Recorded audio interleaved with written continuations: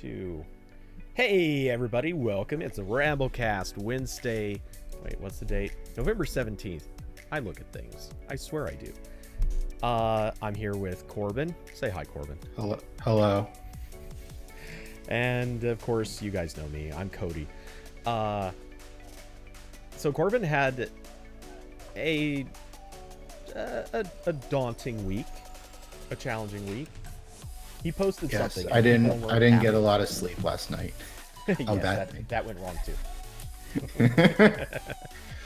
Yes, and I had to. I also got I stepped in dog poo 2 days ago, and it took forever to get that off the shoe. You know, funny fact. I actually stepped in some just about not even a week ago, or about a week ago.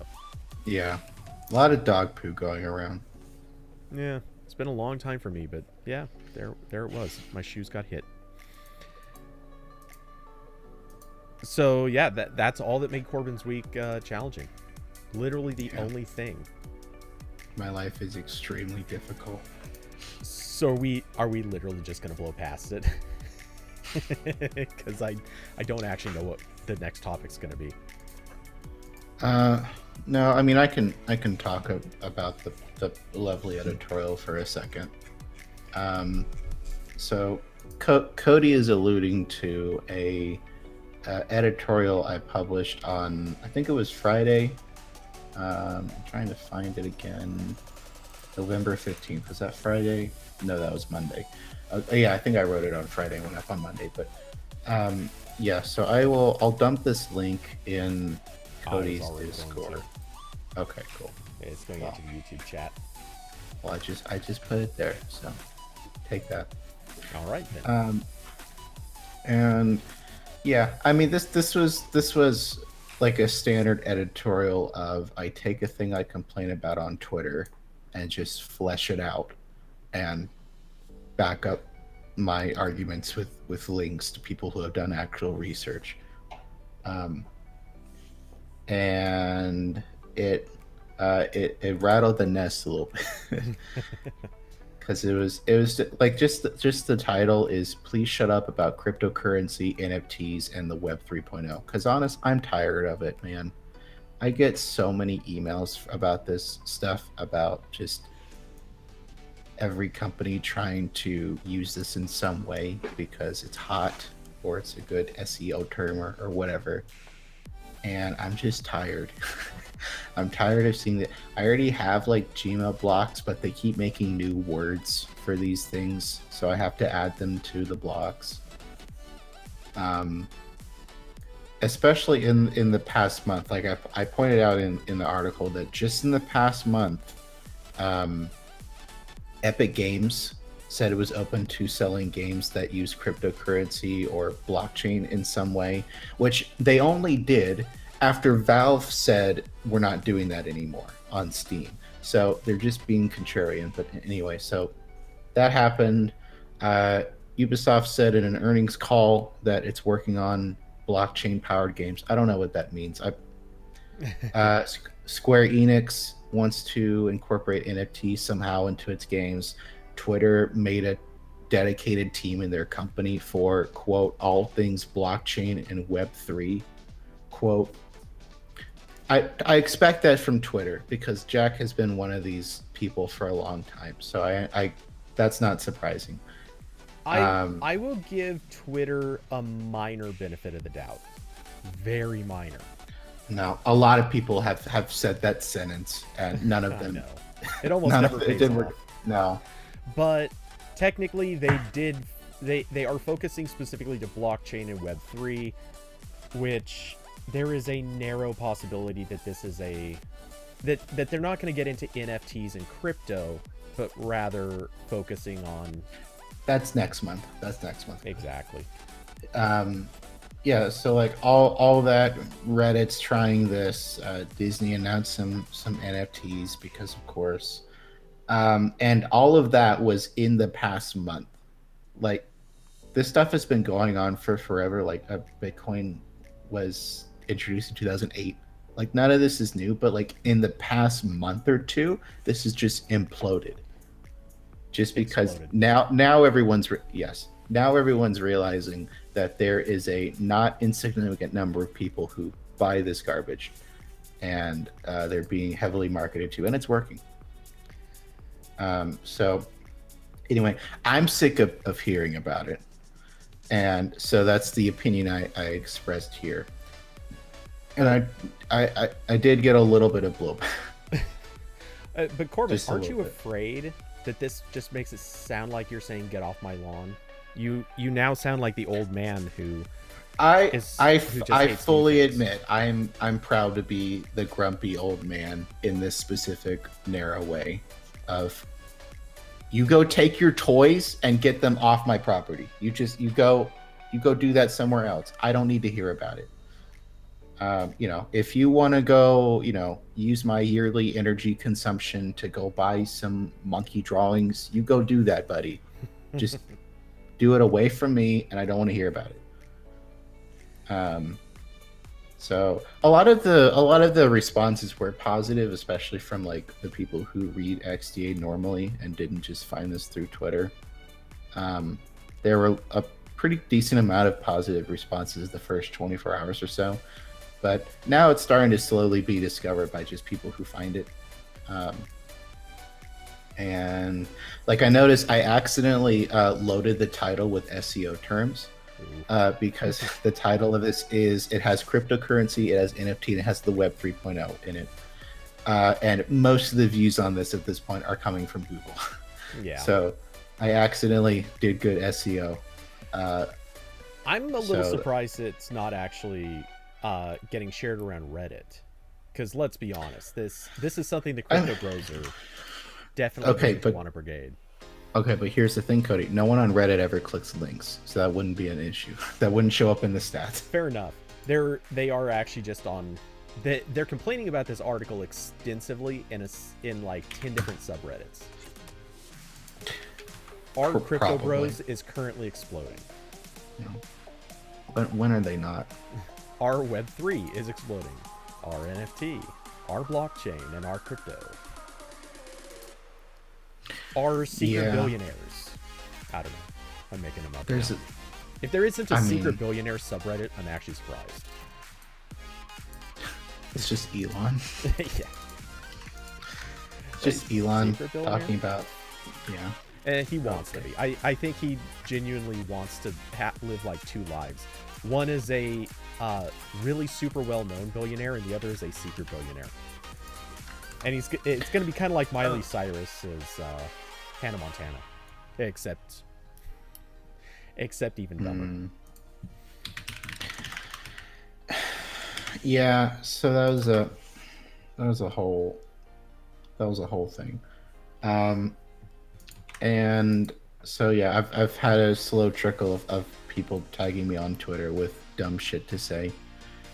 I've got an increasing number of people who just don't read, like they just don't read the article and they complain about it, or I think they get like 2 paragraphs in, and then like the 3 neurons in their brain they have left get activated and they have to find me on Twitter. Like one specifically, there's a part in this I obviously bring up like the immense energy usage of crypto, as in like, right, this is not a debate. It uses a lot of energy. That's how it was designed, because it's a lot of these cryptocurrencies, they're trying to replicate scarcity.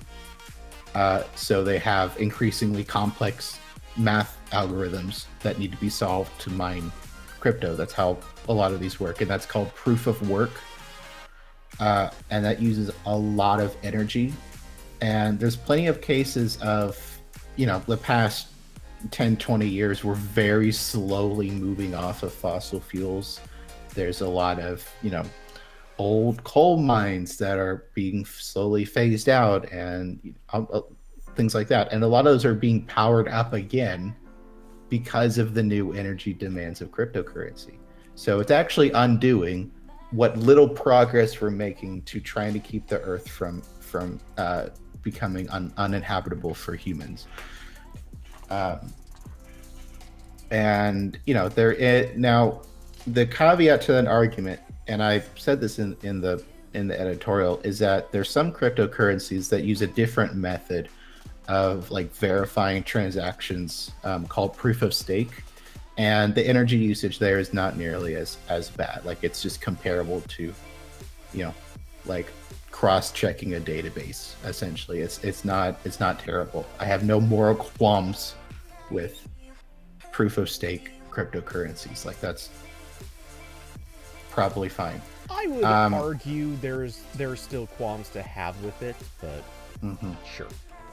Yeah, like at that point, like my qualms are not with the fundamental technology. It's with the people pushing it. Yeah, it's no longer about the energy usage. This is removing one of like 6 actual problems with this, but yeah. Right. It's like it turns cryptocurrency into like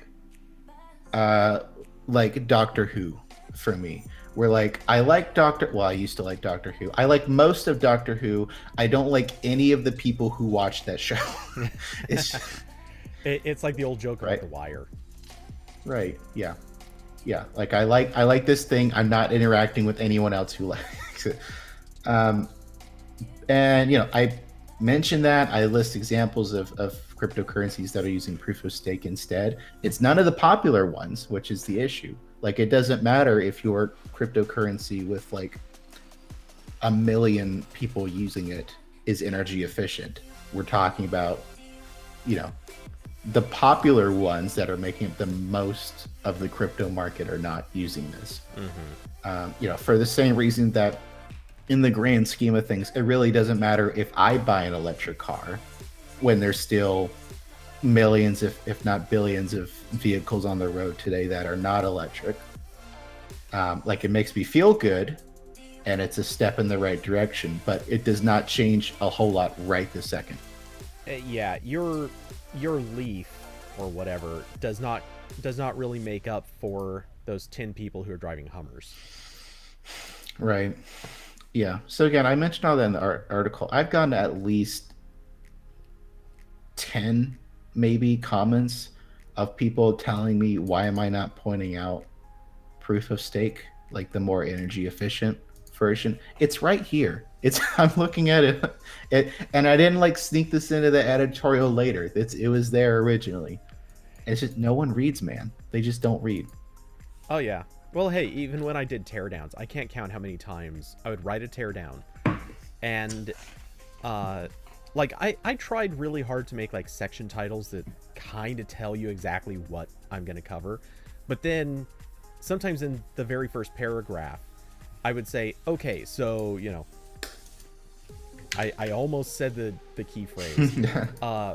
But okay, Big G just or has had this feature in this app for like 2 years now. It works, but it's not that good, or maybe it's incomplete, or it broke like 6 months later, whatever. And now such and such feature is being developed, and it's going to be more or better, or it will complete such and such feature, whatever. I can't count how many times the comments would end up being like, dude, like, they already have this. Well, yeah, no kidding. And I said that. Could you check before you tell me? Hey, remember that? You see that paragraph where I went through the history of these things happening? Yeah, I kind of knew that. Thanks for telling me the thing I already knew. My brain processing for today has been used up a little bit by you, and you can feel special about that, you douche. Yeah, I would love to. I would hate to conduct it, but I would love to read like a study on the psychology of people into this stuff, because there are a lot of parallels between this and like the alt-right and conservatives, where they're not attempting to disprove anything in the article. It's a lot of the responses were, again, pointing out why I didn't say a thing that I did say, or doing the whataboutism, where they're saying, oh, you didn't mention that like gold mines also use electricity, and like, oh, you just shouldn't use any phones at all because like phone manufacturing uses electricity. Like, yes, that's not the argument. And also, a phone is a useful thing that, yes, is not objectively is not the manufacturing process is not good, but I'm not buying a new phone every single minute. And it's and there's also, you know, the usual like, oh, you're an idiot responses that I've dealt with a lot, but it's just there's a lot of parallels between this and what like I occasionally see when I look at the Twitter trends for a political topic. It's not fun. And you walked right into it.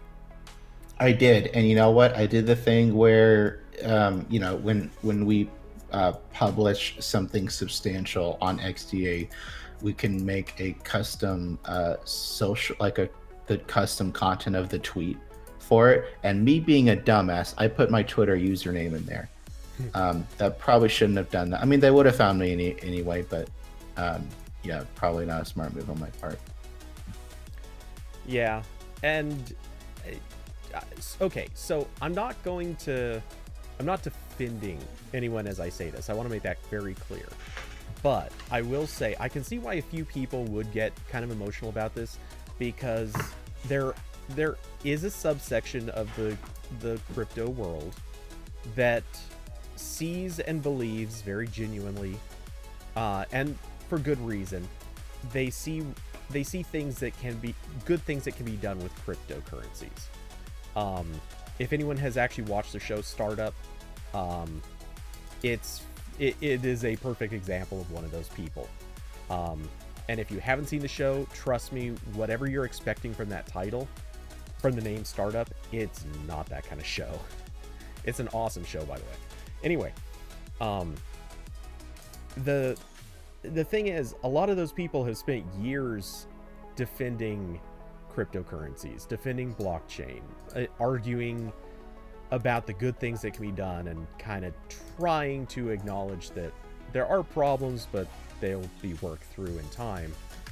I think a lot of those people, by virtue of spending so much time having to play defense, they see things like this and kind of automatically say, oh, well, you know, here's a person who doesn't see the big picture.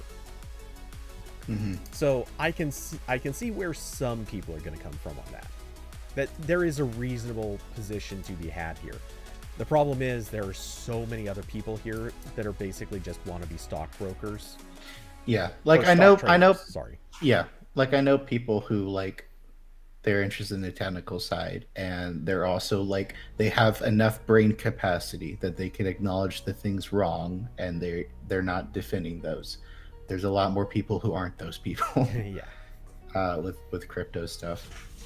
Like I point out, I made the terrible mistake just now while Cody was talking of scrolling down to the comments on that article, and the most recent comment just calls me a cuck. So that's great. Very intelligent discussions happening here on the XDA developers comment sections. Huh. For some reason, I have it set to sort by best. That's yeah. That actually doesn't happen normally. I wonder if I did that by accident.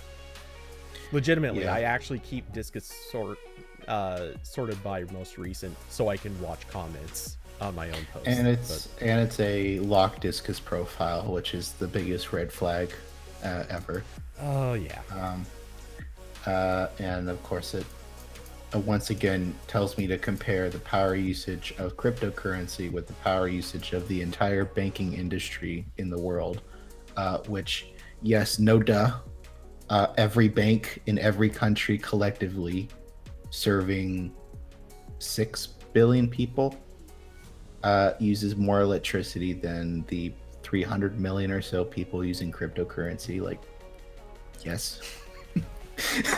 That's how this works. Mm-hmm. It's just that cryptocurrency is immensely using, or it's using power immensely disproportionately to the number of people using it and the amount of cryptocurrency in circulation. But yeah, so you can't have any discussion with these people. It's just brain off, leave nasty comment. Yeah. So for anybody who's watching the stream as opposed to just listening, I just shared or I'm showing the page, the Discus profile for the person who left the crappy comment.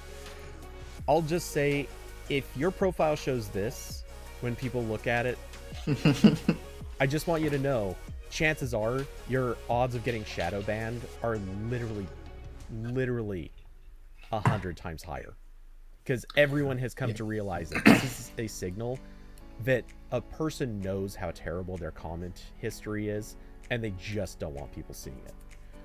Also, like and Discus is the only platform where I have this opinion. Like, I see a lot of people who are like, if you're not putting your birth name on your Twitter profile, like, you need to get away, because that's how we have it be. Like, no. But Discus specifically, the fact that you leave comments and you can also leave your actual profile hidden, that's a red flag. Every single, when I was doing comment moderation, Android Police, 90% of the time when someone left something, 90 at a bare minimum, 90% of the time when someone left a comment that was gross or inappropriate or was like harassing people or whatever, I'd click the profile and it'd be locked, because they know what they're doing. So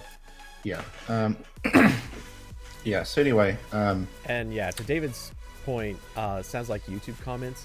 The people, blog comments these days really aren't that much better than YouTube comments. There's a slightly higher chance of a few good ones slipping through, but generally speaking, they're all garbage now. It's just the nature of them. And that editorial is still getting 15 to 30 views every 5 minutes, so I imagine those will keep on coming. And again, most of that's from search, because I accidentally SEO'd this, so that's on me. I should have done a worse job of optimizing content. I'm sorry. A blogger who writes an editorial saying, "Whoops, too many people saw this. I'm sorry." Yeah, I know. For real though, I just wanted to complain and get paid for it. Oh, jeez. So that's a fun thing that's ongoing. I'm sure I'll get weird Twitter mentions for next week or so, maybe. I don't know how long Google surfaces articles, but so that was a whole thing. I look forward to you getting at least added about this. People are going to be adding you over this one until like 2026. Yeah, because some of them are funny. I can't wait I can't wait for somebody to hit you up as you're like running for political office someday. Hey, you're the guy who said cryptos were dumb. Cody, if I ever run for anything, all evidence of my past existence will be wiped. Like, you know how many political ads you could probably make from just like me on your channel, like just splicing together stuff? It'd be so easy. Wait, so did you see my edits recently? I feel like you've been looking over my shoulder. I'm sorry. That's pretty much what I use Final Cut. Well, one time you installed TeamViewer on your computer, and I may have done something with that. So that was a whole thing. Austin. Austin says you should see if XDA will turn the article comments into NFTs. Yes, you should mint their comments. So I'd 2 or 3 people have made the joke to me that I should make the article into an NFT. If once the NFT ecosystem gets to the point where it's not using the destructive mining stuff, sure, that'd be fun. But no, so that was a whole thing. Well, and has anyone ever actually discussed the legality of minting something that belongs to someone else? Because I know that's been mentioned, but I don't think anyone's actually taken that one anywhere. No, I don't think there's been any court cases that have ruled the legality of copyright with NFTs. I don't think that's a thing. Because I forget who did it. There was some douchebag Twitch streamer and it was one of the guys. I think his old thing, he used to do like gambling streams, and stuff like that. Anyway, he minted a bunch of NFTs for things he had no connection to at all. It was like all old events, and I think one of them was this has to be wrong, but I swear somebody minted like the 9/11 Twin Towers as an NFT, and it's like, what? So it's like, people are minting crap that they have no association with at all, but no one's stopping them. Yeah, it's almost like this isn't regulated or something. I feel like maybe we should have regulation with currency, maybe. I don't know. What really makes me curious is let's hypothetically say one of those NFTs actually picks up some value. What's going to happen in, say, a year or so when that actually does truly get regulated? At some point, someone's going to be like, well, whoever currently owns that NFT, you're tough luck. It's not legal. Delete it. Yeah. That would go super well. I look forward to that day coming. Lovely stuff. Oh, yeah. There was a couple other kind of weird. This hasn't been a big week for tech news. It seems like there's a couple smaller things that I thought was kind of wild. What's on your mind? Well, so this is something I was briefly interested in for about 12 seconds until I read more about it. I was like, oh man, not another one. So I'll put this in. Fuck, where's your? There's too many buttons in Discord. Okay. There's a new Motorola watch that's not made by Motorola. So if everyone remembers, put your thinking caps on. Back in 2019, Motorola gave a license to make smartwatches with the Motorola brand to a e-commerce company called eBuyNow, and that's who made that most recent Moto 360 watch, which is in a drawer behind me, which was like, it was fine. It had nothing to do with any of the previous watches. It had a completely different design. It didn't have like, I actually really liked the watch faces on the first Moto 360. It didn't have any of those. It was it was a white label Wear OS smartwatch. It was fine. It wasn't anything special, but like, it's fine. It does smartwatch things. And I think it was either earlier this year or like at the end of last year, eBuyNow had like an investors presentation where they were showing like the products they were working on for the next couple quarters. And they mentioned that they had more Wear OS watches in development that were branded Motorola. And none of those have materialized yet. I think they said that like they had I think they just blamed it on COVID manufacturing stuff, which sure, that seems legit. Can't get enough of the bad Qualcomm chips to make enough watches. I get it. But yesterday, the Moto Watch 100 was announced, which I don't know if that's better or worse than 360. We might need to break out the chart comparing like Windows versions for this, where we got Windows 7 and then 10 and then 95. Yeah. But so I was like excited about this for like 12 seconds because I was like, oh cool, another smartwatch I can review and say it's fine. But no, this is just another smartwatch with a real-time OS. It does not have Wear OS. It's again another like OnePlus watch where it's got custom software that does like the really basic stuff. Like I'm sure it'll show something for notifications, and it does heart rate tracking and physical activities and stuff. But it's not Wear OS. You can't put watch faces on it. You can't install apps on it. It doesn't have Google Assistant. They say it has 2 weeks of battery life, which yes, when your smartwatch does almost nothing, you can do that. Yep. has the standard 5-meter water resistance. It has a standard 22-millimeter watch band, so you can swap it out with whatever. I'm sure the bands it comes with are awful. And regular charging brick thing. It plugs into some health tracking app, and they didn't mention if that actually, because usually when companies make a watch like this, they have their own app for syncing data from the watch that plugs in, like you can connect it to Google Fit or Apple Fit, or it's not Apple Fit, Apple Health. Yeah. So like it sort of like exports it to a good app.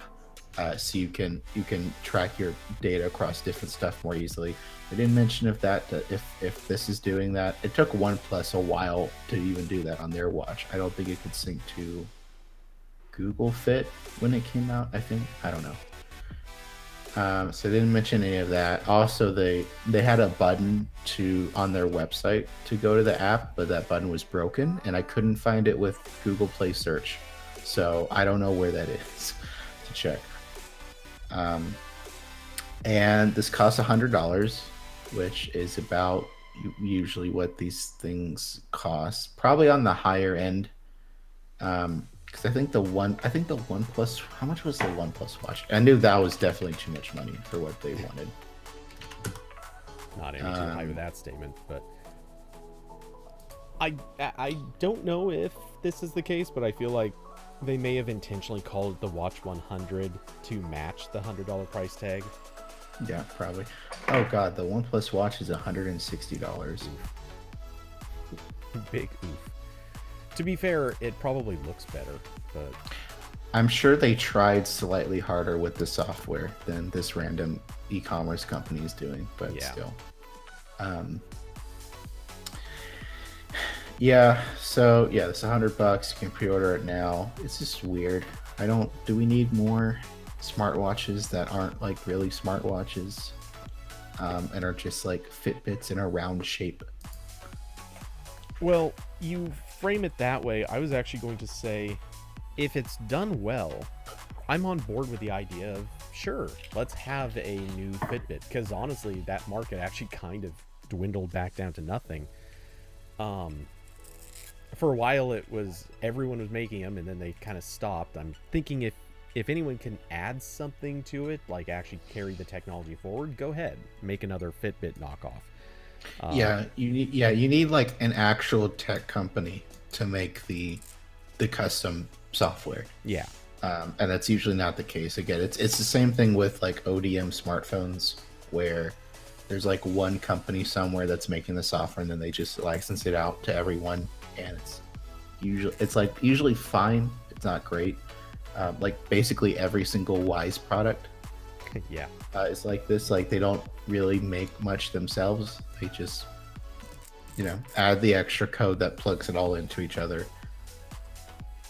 So like I've heard good things about like Huawei's watches, which are also like sort of a real-time OS like this. They don't use first they can't legally use Google's Wear OS, but it's not even still based on Android. It's their own thing, not their own Android thing. It's not Harmony OS. They call it Harmony OS. It's not Android. They call like 17 different things Harmony OS that are completely different, which is really fun. I'm glad I don't really have to write about Huawei that much, because that's going to get confusing for me. So yeah, I was kind of bummed about that, because I saw the headline for the Motorola watch, and I saw $100. So I was like, oh, good. Like we don't have like really any cheap Wear OS watches besides like that one from Ticwatch. Yeah, I was gonna say it's always Ticwatch. That's like it's like their Ticwatch E3, I think. But yeah, that's it. So I was like, oh, $100 Wear OS watch. What's up? It's not Wear OS. So yeah, I don't really have much to say on this besides the hey, look, e-waste. Yeah, I don't expect this is going to be that important of a thing going forward. What'll be interesting is if it pops up as kind of a like consistently on like having good sales or something like that, and it might reappear a whole bunch of times. But other than that, I think this will be one of those blips in the radar that kind of gets forgotten fairly quickly. At least I sort of hope so. Also, just to sort of segue and just steal this, though I'm not really going to say a lot about it. My review of the Fossil Gen 6 is up. My really short version is don't buy. It's a fine enough watch. The battery life sort of sucks, but aside from that, the watch is basically fine. There aren't any real egregious issues or anything. A few complaints for sure, but nothing horrible. My biggest issue with it though is, why should you? I mean, if you really need a watch right now, go ahead, buy it. It's overpriced. You probably would be better off buying a Galaxy Watch 4. But if you don't want that watch for some reason, then okay, you can get this one. It's not like you're getting a bad product out of it. The counter though is it's not getting Wear OS 3 for at least 7-8 months probably. By then there will either be a new Fossil Gen 7 coming out, or at least it'll be close to coming out. There will probably be other options that are also better. The hardware options will be better, and obviously that's something that will always be a true statement. Hey, if you wait a couple years, you'll always have better options. Shocking.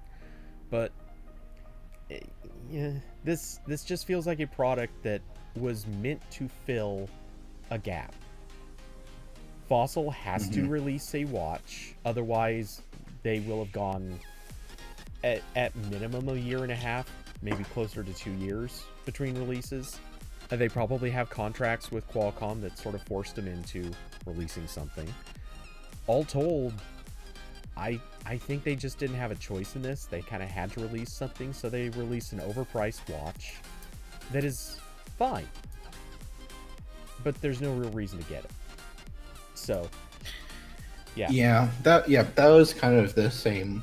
I just published my review of the Ticwatch Pro 3 Ultra, and that was pretty much exactly my same sentiment, where like it's fine, you know. Hardware wise, my complaints with it are just about the design, which is subjective, especially with watches. Although I don't think it's subjective that there's no dial on the side. I think that's just bad. I think almost everyone would prefer a dial. Yeah, but you should always have a dial now. Yeah, but it's like and thankfully Mobvoi isn't lying about what chipset it has this time, like they were doing for a couple months earlier this year. That was fun. Like it's fine, but again, like Wear OS on, you know, Wear OS 2 is in almost the exact same state it was like 3 years ago. So you're waiting for the new update, but there's always the slim chance that it could not come to the watch, or maybe it'll cause some unforeseen problems, or honestly, battery life will take a hit. I think we're basically guaranteed to get the update to all of these. Well, I say all of it, to the few watches that are going to get the update. Like the announcement was made, they're probably going to follow through with it. It's unlikely Google they're gonna welch on that, but they're making it opt-in, and let's be honest, you're not going to make it opt-in unless either it's going to break old software, which is very, very possible, or the expectation is the performance is just going to be awful, and you're not going to want the update. So, in either case, like, buy this now if you want Wear 2.0. Do not buy it if you're expecting to get Wear 3.0. Yeah, and like I get why people are frustrated with this, because the Galaxy Watch 4 does exist. I'm not wearing it right now. I'm wearing the band, but it's over there. And it is a good watch, but I do get where people are coming from, where if they're not in the Samsung ecosystem, or if they're used to like specifically some Google stuff, then they don't really want it. Because like it does use its own custom app for syncing with the phone that maybe you don't want. and there's no Google Assistant on it. There's still no date when we're getting Assistant. I assume that'll happen at some point, but no one's given a definitive answer on that yet. You can get all the other Google services, like you can install Google Fit on the watch, you can download, Keep and all those other apps. Assistant's really the only one that's missing for whatever reason. I don't know what's going on there. But yeah, so like I do get the thing where people are like, I know the Galaxy Watch 4 exists. I don't want that. I want like a Google Wear OS watch with this new software. And who knows when that's coming? Because like if the update is gonna is not gonna happen until Q2, 3 next year, then who knows when like a new product will come out with it? We just don't know. How many times have I heard Pixel Watch rumors and they don't materialize? Yeah. Like I think I'm on like my 5th Pixel Watch rumor cycle right now. Yeah, and where everyone was expecting it at the end of this year, or well, to come out with the Pixels, but basically in end of 2021 kind of thing. Now the talk is, it's probably going to be I/O, which I agree with. I finally agree. Like all of the stars are aligning where it makes sense if it comes out for I/O. Because in all likelihood, I'm not there. I am firmly in the it will happen when I see a Google blog post right. that says it's available for sale. Like I'm not setting any more expectation. Even if they announce it, but no, like it's just the announcement. Like I've been through so many cycles where people are so sure there's gonna be a Pixel Watch and it does not happen every time. Like I'm just gonna tune out this discourse, and I'll come back to you when I actually see Google make a product announcement. Yeah. Well, it's like like Half-Life 3. Like I'm sure I've heard it's coming out for so long. I'm setting my expectations at 0. And if it comes out great, if it doesn't, okay, that's fine. I have a lot of other video games to play. Yeah. Now, at this point, though, I figure Wear OS 3 itself, I think, is going to become final and formal at I/O. Because that lines up with the timing of every other OEM that's going to be shipping a watch that's supposed to maybe get the Wear OS 3 update. They're all saying it's going to be, or they're expecting it's going to be middle to end of next year. That basically lines up with, Google's probably not going to ship 3 until I/O. And so to me, logically, the next step in this is, well, if they are going to release a watch, and that is the if. Like, I'm not saying it will happen. I'm saying the stars are aligning that if they're going to ship one, it makes sense to ship it along with Wear OS 3 actually happening. So it would make sense. Yes, it makes sense. But Google doesn't do that. Which, to be fair, when you go to the other logical part of this, they could release the software and then just be like, and we have nothing else to say until the Pixel announcement. Yeah. Yeah. Like I'm seeing the fun. Google's now done this a couple times where they have some new software to show up, but they just have no hardware ready to test it or roll it out. They did this with this has been an issue with Android TV ever since they discontinued the Nexus player. Like they just, for years they had not, like there would be a blog post like Android 10 is out. You'd be like, on what? And like, I don't know. we clicked merge on the code repository. That's all you're getting. Yeah. And now they have a dev box. Like they kind of have an answer for that, but it's still weird. And they're doing this again with Android 12L, where the only way to test anything, like all the foldable stuff, all the tab improvements, is in the Android emulator, because Google hasn't sold a tablet in years and they've never had a foldable. Yeah, which so it's great. I wanted to transition into that topic too, because Evidently, the foldable has been, air quotes, canceled, or at least pushed back. There's no certainty, but the rumor, which is also of questionable source, claims that all the parts orders for the foldable have now been canceled. I would bring that up on Twitter, but honestly, I don't care. The person who leaked it basically said it, and nobody really knows how credible that person is. But yeah, at this point, I mean, I don't even have a lot to say on this other than, I'm not surprised. If it's all true and it happened this particular way, as the narrative kind of implies, I'm not surprised.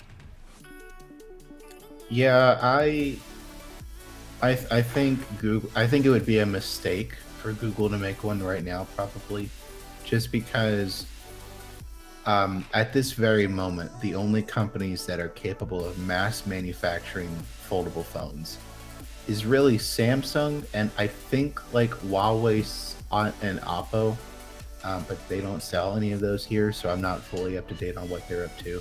In theory, LG, if they were still making phones. Yeah. So like, this is still something that I'm pretty confident right now that if Google made a foldable phone, it would not be good. Like it would feel more like that first generation of Galaxy Folds, where their stuff gets under the screen too much, or there's weird warping in the display, or just parts of it shut off. Okay. Like all the issues we were seeing with the first one. To be fair, the hardware stuff you're describing, like stuff getting under the display, that is something I would not necessarily expect.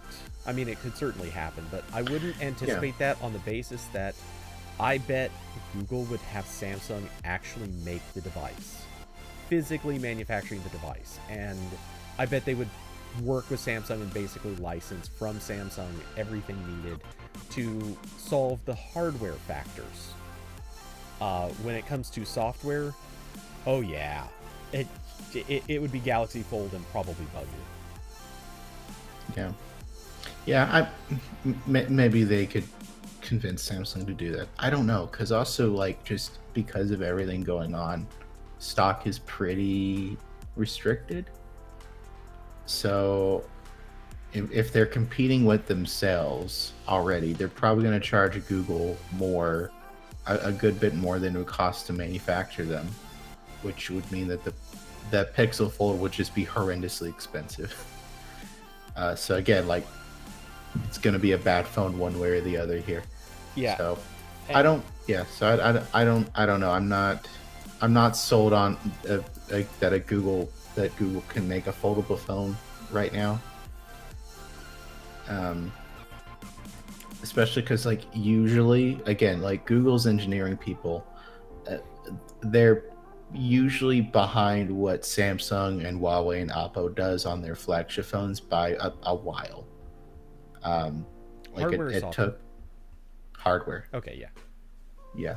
Like, it takes a while for that to trickle down to what Google is capable of making, because again, Samsung's scale is just enormous.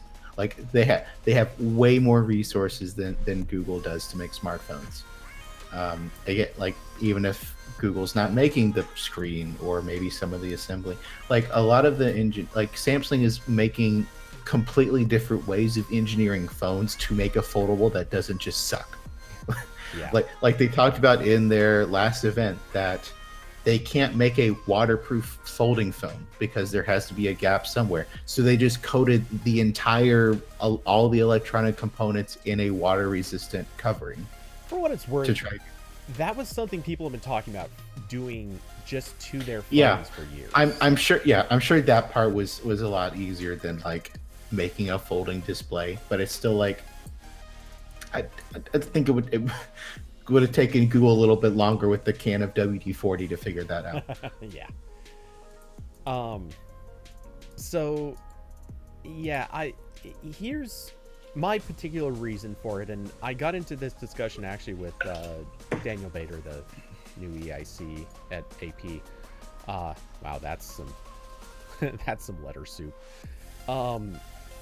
Anyway, the question is, why would Google make this phone? And basically the question in my mind comes down to, or rather, like, why would they make it? Why would they ship it? Why would they try to sell it? And or how would they differentiate it? And the problem is, there's not really a good answer to that. Now, obviously, there is an argument for saying Google would sell, what's the word I want to use? A Pixel experience in a foldable, which can be maybe a bit different than Samsung's. I'm sure in some ways it would be. Would it be better? Who's going to buy that? And I think when you ask the question, who's going to buy it, you end up with the problem that, man, I'm about to really, this is going to sound so harsh, but you end up with the Snapchat spectacles problem. The only people that bought the original Snapchat spectacles were a bunch of bloggers and YouTubers who all wanted to make content with them. Content about them, not with them. And obviously, yes, there were other people, but the vast majority were people who wanted to talk about the spectacles, not people that wanted to actually use them for their so-called intended purpose. Though, to be fair, I think their intended purpose was to be talked about, so make it that way you will. Yeah, that is probably the bigger issue than whether or not the hardware would be comparable with what Samsung is doing, is that Google already can barely sell smartphones. Like I mean, you say that when they're having the best sales ever for a phone. Right. Yeah.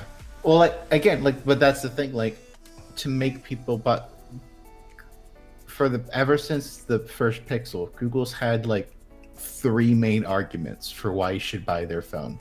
Number 1, it gets updates immediately and usually for longer than most of the competition. Used to, yeah. Yeah, used to. Number 2, the cameras are really good. And number 3 is it's like a clean stock Android software experience. So problem number 1 is that Samsung has now matched and in some ways beaten Google at software support lifetimes. Like, it's still going to take a few months for your Z Fold to get the new Android update, but Samsung's now promising, I believe it's either 3 or 4 years of major OS updates and 4 years of security patches and potentially longer. So the longer support is kind of that's not super in Google's favor anymore. Yeah. Well, now with the Pixel, what was the final verdict on the Pixel 6 software? Wasn't it still the 3 years? It's 3 years of major updates and I believe 5 of security. Yeah. Okay. So Samsung's still better there. So software's at the window. Cameras, you can't put good cameras on a foldable right now just because of the laws of physics. You can. You just no one is. Right, because it makes the phone thick with several C's at the end thick. And no one wants that in a foldable because at that point you just have 2 like Note 20s squished against each other, and that is a huge phone that no one wants. So, Samsung like briefly tried making a foldable with a like roughly high-end camera with, I think it was the original Z Fold, but they wanted to bring down the price so more people will buy them, and they also want to make it thinner. So you do that by making the cameras less amazing. Like they're still fine. Like they're good smartphone cameras, but it's not like the best you can possibly buy in a smartphone. And again, with the number 3 with the software, the stock Android argument is kind of ridiculous at this point. Like Google kind of has their own skin, and some people prefer that, but it's probably not enough. I've made this argument a bunch of times in the past, and it feels increasingly accurate as time goes by. There is no such thing as stock Android. That term doesn't actually have meaning anymore. Not just because Google doesn't make it, but literally there is, like, you cannot download AOSP and build it and have something. It doesn't even work anymore. You have to put in your own stuff, and you know, there are, it's close-ish to working in some ways, but it's not that close. I mean, for what it's worth, Material U basically doesn't even exist in stock in any way, shape, or form yet. It kind of does, but it kind of doesn't. Like, Yeah. I'm sorry, but stock Android doesn't even have meaning, and therefore you kind of just have to look past it and find your own way to define it. Yeah, so then the argument becomes like, is Google's own software enough of a selling point? Like, I know obviously there's a lot of people who don't want Samsung's Android because it's completely different and has like duplicate services for a ton of stuff. But again, like, Google has trouble selling phones. And again, like, all that is also price. Like, one of their strongest arguments in the past couple of years has been they make a really good phone for a certain price point. Like, they sold a crap load of Pixel A phones when that was introduced because there were no good cheap Android phones in the US. That's a little bit better now, but Google's still like top tier there. You know, again, with the Pixel 6 now, like, that's a really good value for a smartphone, and that's probably their strongest selling point right now. There's no way in hell Google can have a competitive price on a foldable phone. Like, it's just not going to happen. Samsung can barely do it at this point. I would actually take this a step further, because just ballpark, make believe for a second. What do you think? On a count of three, let's both actually throw out our estimates on what a foldable Pixel phone would cost. I'm dead serious. God. Go ahead and think about it for a second. But Okay. what do you think the actual price tag would be if they made a Pixel Fold? And let's just assume same specs as the Pixel 6. Not, I don't think it really matters if we say Pro or not. But Yeah. hypothetically, let's say it's quarter gig of storage or half the gig of storage. I don't know where we want to go. Anyway, what would your expected price tag be? And like I said, do you have it in mind?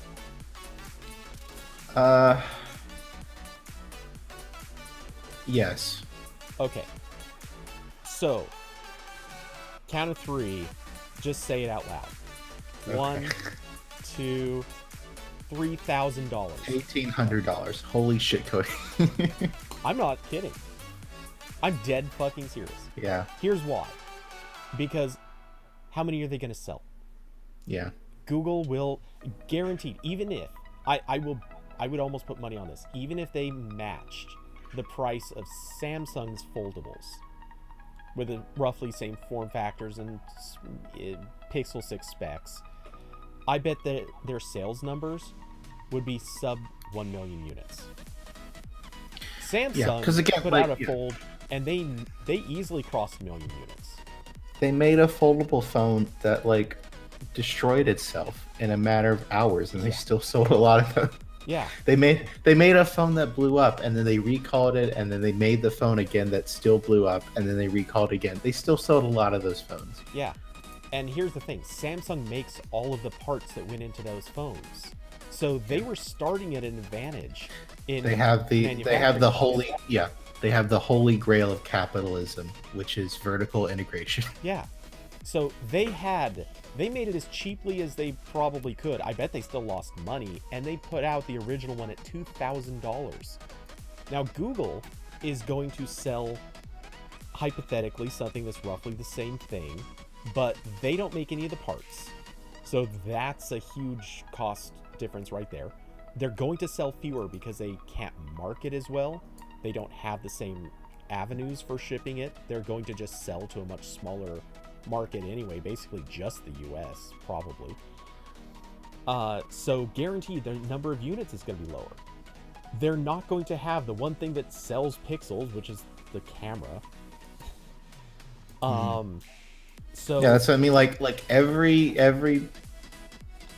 every conceivable reason why someone would buy a Pixel phone evaporates, except for you're getting the Google build of Android, which we know is not like a very strong selling point. That's why Google has had to drop prices on Pixels. It's why they had to be really great at making a camera, because they can, again, they have like the AI people to make that happen.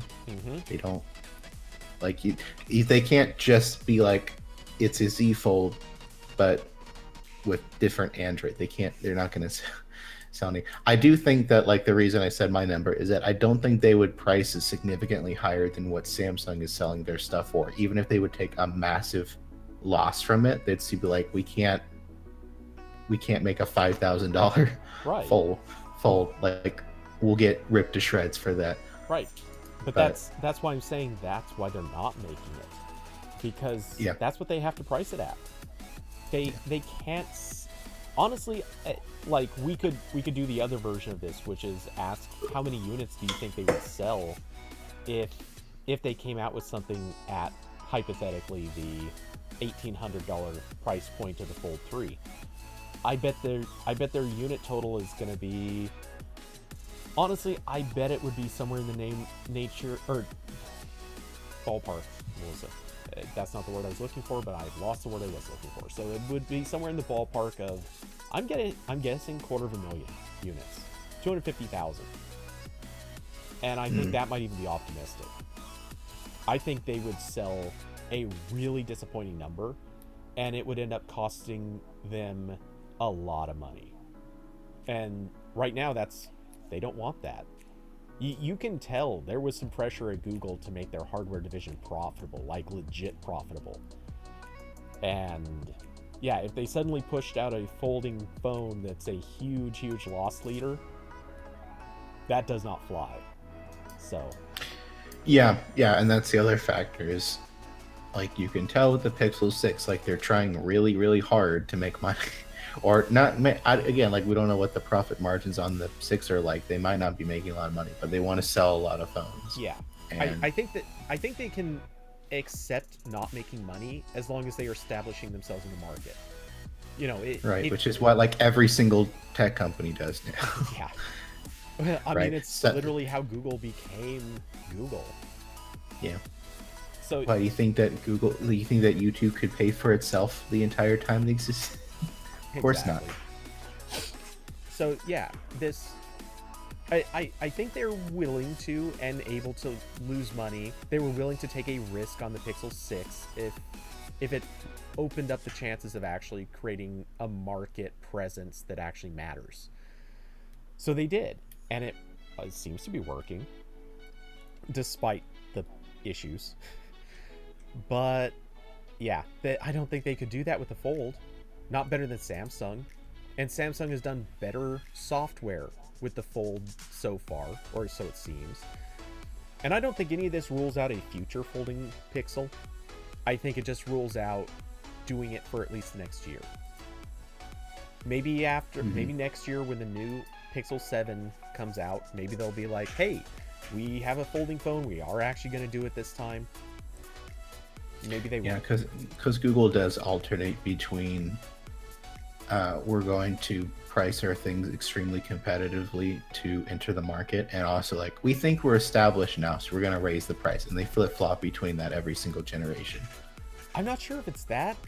I mean, it could be that, or if some executive at Google is saying, no, we need to make money, raise the prices, at which point they fail miserably at maintaining their market presence and pricing.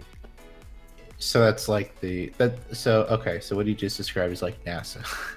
We're like every single president comes in, they say, okay, NASA, do this thing, and NASA's like, we were told to do this thing, we're like 75% of the way there, no, do this thing, and then nothing good happens. That's what happens. Yeah. Oh, NASA, you poor bastards. That space launch system is going to go up someday. You know, the one that's still using space shuttle parts. Yes. Yeah. For what it's worth, though, as a quick reminder, if anyone hasn't seen For All Mankind, go watch it. It's great. I'm gonna watch it, Cody. I promise. I got all my Blu-rays for Battlestar Galactica, which is the other show he made, and I'm going through those. Have you watched Fifth Element yet? I'm going to leave me alone. I think you're lying. Anyway, It is literally in the calendar. yeah, When I is know, it? but you pushed that calendar back and modified it a lot. I pushed it because now I have to work Black Friday. Uh-huh. So, Uh-huh. yeah, that's what I thought. That, yeah, whatever you say. And I have to drive on weird days and times because I don't get like that whole weekend off. So, yay. The life of people who don't have normal jobs. Yeah. Austin said they can make up for putting ads on the lock screen. I mean, they could. They'd be good at that because they're an ad company. Oh, the Amazon strategy. My God, can you imagine if they released like a $2,000 phone that had lock screen ads? They would. Oh, they'd be chewed up so hard. They'd be chewed up. There'd be nothing left. They'd do like one production run. They'd be like, "We're done. We're good." Oh man, it would be hilarious, honestly. Yeah. Oh, hey, Corbin, your mic. Oh. Also, while he's resetting, hello to David, Austin, and Carson. I didn't get my hellos out earlier. So good having you guys here. Hello. So shall we also talk, because this was such an obvious topic. Shall we talk about Apple finally doing a right to repair situation that's I have no opinions on this. really? Yeah. I really don't like the congratulate a company or a person for fixing the problem they created kind of stuff. And that's exactly what this is. It's like, oh cool, like the worst company ever when it came to besides maybe like John Deere. I've heard they're terrible at this too, in terms of like they actually sue you if you try to fix your own stuff. Yeah, like the worst company in terms of making their phones repairable or making easy access to parts. Like, okay, cool, they're doing one single step in the other direction. That's great. I don't care. if they keep this up for a couple years, and also like do what every other company does or go beyond, that's great. This is like when Chick-fil-A said it would stop donating to The cake. and yeah, I think it was like it wasn't the Salvation Army. I think that's the one they were donating to that everyone hates because Salvation Army hates gay people. And I'm in the same thing where it's like, okay, great, you stop giving them money. Are you gonna do anything? Or like it's not enough to stop being actively harmful. You have to like either do that for a while or try to reverse it with some good stuff. Let me know when Apple does this for a couple years, and I'll have a different opinion about them. So my look at this is, and I haven't read all the I'm details. gonna grab water. You can keep talking. Okay. I'll My look at this, and like I just said, I haven't looked at all the details, but I'm not going to congratulate Apple for this. Rather, I'm going to say the F word, the classic F word that technologists have overused, and then finally kind of realized that it's a terrible word, but finally. They finally did the thing everyone knows should have happened a long time ago. And it's not like, it's not like this is really that big of an accomplishment. They basically decided, hey, we have parts, we're going to sell them. It's not that shocking. It's not that unusual or weird. And plenty of other companies have done this in various capacities, just not so much in the tech space. Sometimes for good reasons, sometimes not. If you actually go back in history, and man, I'm about to make myself sound so old, but if you go back in history, there was actually a time when companies would sell various pieces of electronics. And if you knew where to look, those companies actually had a catalog of all the parts that they made that were put into some product they sold. And the strategy at that time, dead serious, was they actually wanted to sell those same parts to other people who wanted to do DIY projects. So, you know, trying to think of a good example of this, and I kind of am drawing a blank, but let's say that you wanted to go buy, yeah, if I say a radio, that's a little too obvious. I'm really drawing a blank on what other products existed. I'll say a CD player. That's not a good example because it kind of came at the tail end of this sort of thing, but if you made a CD player as a company, let's say you're Toshiba and you made a CD player, you could actually go look at Toshiba's product catalogs and buy all the parts that go into that CD player, because you might want to make your own thing that is not itself a CD player, or maybe you want to make a CD player but kind of with different qualities or features. You could go buy that stuff and build it for yourself.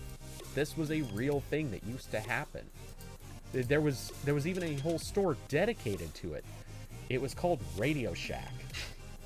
Yeah, that's where I thought you were going. I was like, is Cody just describing Radio Shack? And Fry's used to do this too.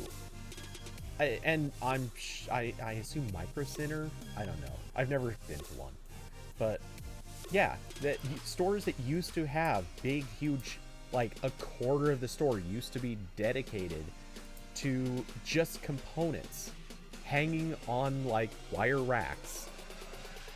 That's it. Like just a bunch of components you could buy and piece together if you were willing to learn how to use them.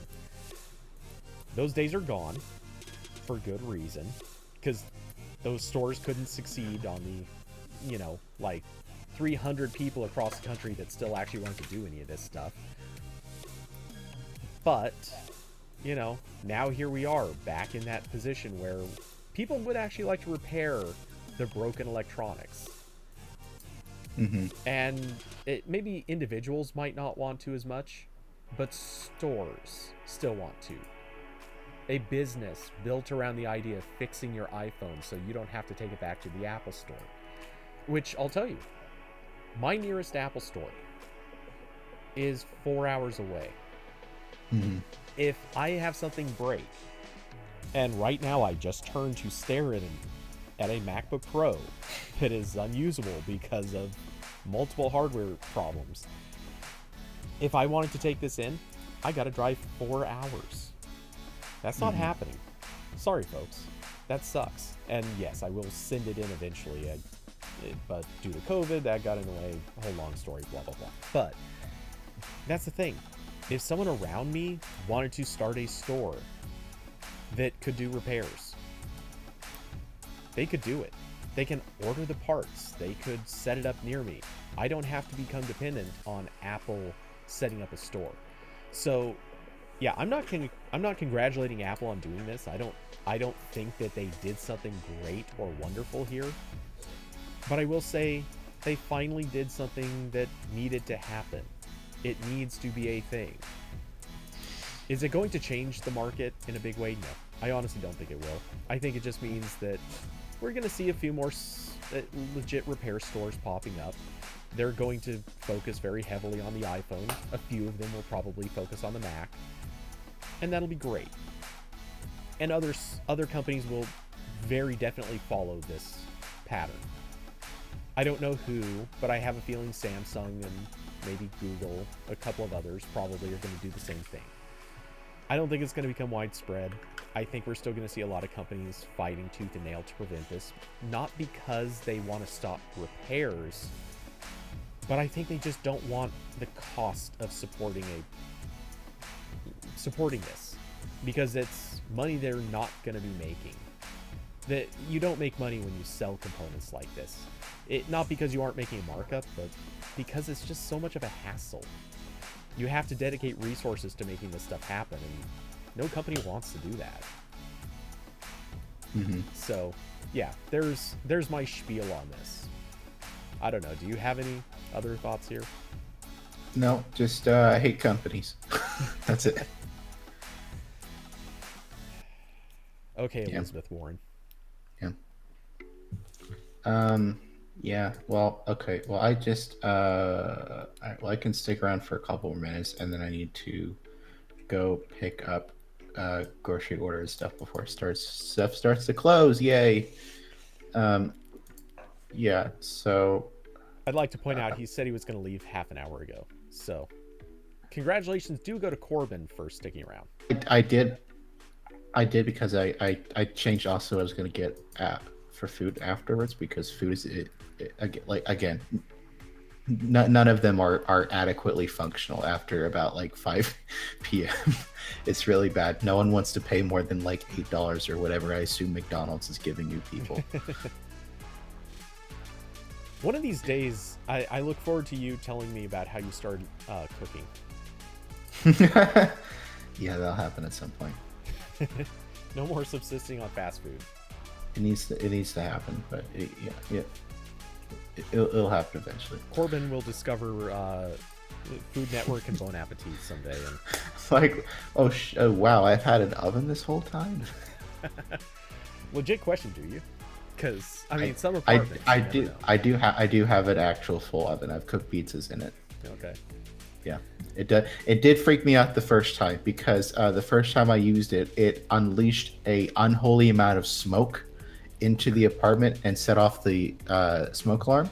That happens. And I thought that, like, okay, is it broken? Did they not check this?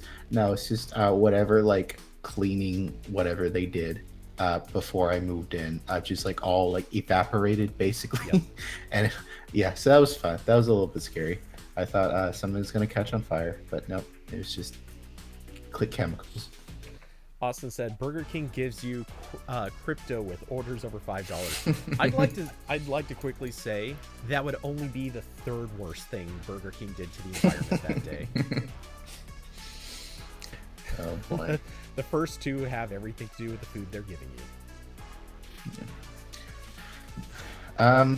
I was trying to look through some other stuff I could briefly mention. Again, not a whole lot happening besides like the Apple thing and whatever other, yeah, because like again, like generally speaking, we're in the downslope in terms of news.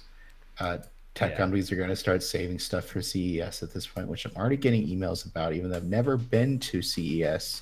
I don't want to go there unless I have to. Yeah. It's weird. I actually kind of don't even notice the emails I get for CES stuff, because I swear my brain, it's sort of like seeing banner ads. I just auto click delete. Yeah. So much of the email I get, it is just now second nature.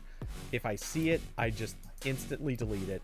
Half of it I should probably forward to some address, and I don't even bother with that, because it's like, I know you're junk. I recognize it. Yeah, and just like Black Friday gets earlier every year, Yes. I'm getting emails about like CES awards, like some product won a CES where I'm like, CES is 3 months away. Why are you? Yeah, again, not that those awards like ever meant anything, even when they did happen, like at the time of the event, when they kind of pretended like it wasn't just PayPal me $500, you can have the CES sticker for your website, but yeah. And then the one CES award that actually did technically matter is the one that they would revoke from anything involving sex toys. Cowards. Oh, CES. You never stop being hilarious. Yeah, especially when it was like maybe a potential breeding ground for COVID in 2020. Like, there's a lot of people who were like, "Oh yeah, I was sick for like a really long time after going to CES in January of 2020." Yeah. I would love so much for someone to make an article that was like, "Here's why CES caused the downfall of humanity." And it's just because it acted as a very quick vector for COVID. Okay, Corbin, I'm just gonna say it. I could 100% write that article without mentioning COVID. Yeah. It's just everything else, yeah. I can easily complain about CES being terrible. And I've only been once. Yeah. Oh my god, the things I don't still have them, I don't think, but man, I went to an LG press conference. They gave us this it was kind of a swag bag, but it was crap. But it included like product sheets basically. I swear, this thing, like, put both your hands together, find like the widest part right next to where your palms are. That's how thick this product book was. And here's the crazy part. That only contained, I think it was 6 cards. Yeah. They were made super thick. They were technically double-sided print, but there was nothing on the second side. And they were basically just pictures of the products on these giant cards. They were complete garbage in the literal sense. No one was going to keep them, use them, photograph them, do anything with them. They were just garbage to throw away. Yeah, the number of companies who love to say how they're trying to save the planet and then just give tech people just an enormous amount of landfill every year is incredible. Well, I'm convinced that companies don't count the PR firms that they hire. Oh, for sure. Yeah, it's a degree of separation. It's like, no, I didn't kill that guy. I told him to do it. He did it. Yeah, it's like somewhere out there is a company named. I'm sorry, I'm picking on LG just because it's funny and easy and they're readily available. But it's like LG is actually a tiny little company that is registered in. Like just by itself.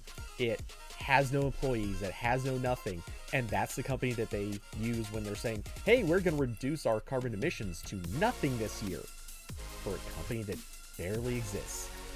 Meanwhile, all of our other operations, yeah, those pump out everything. We are dumping everything into rivers, lakes. We're burning whatever we can. It's all going into the air. Yeah. This is how they accomplish it. They just hire other companies that are the bad producers.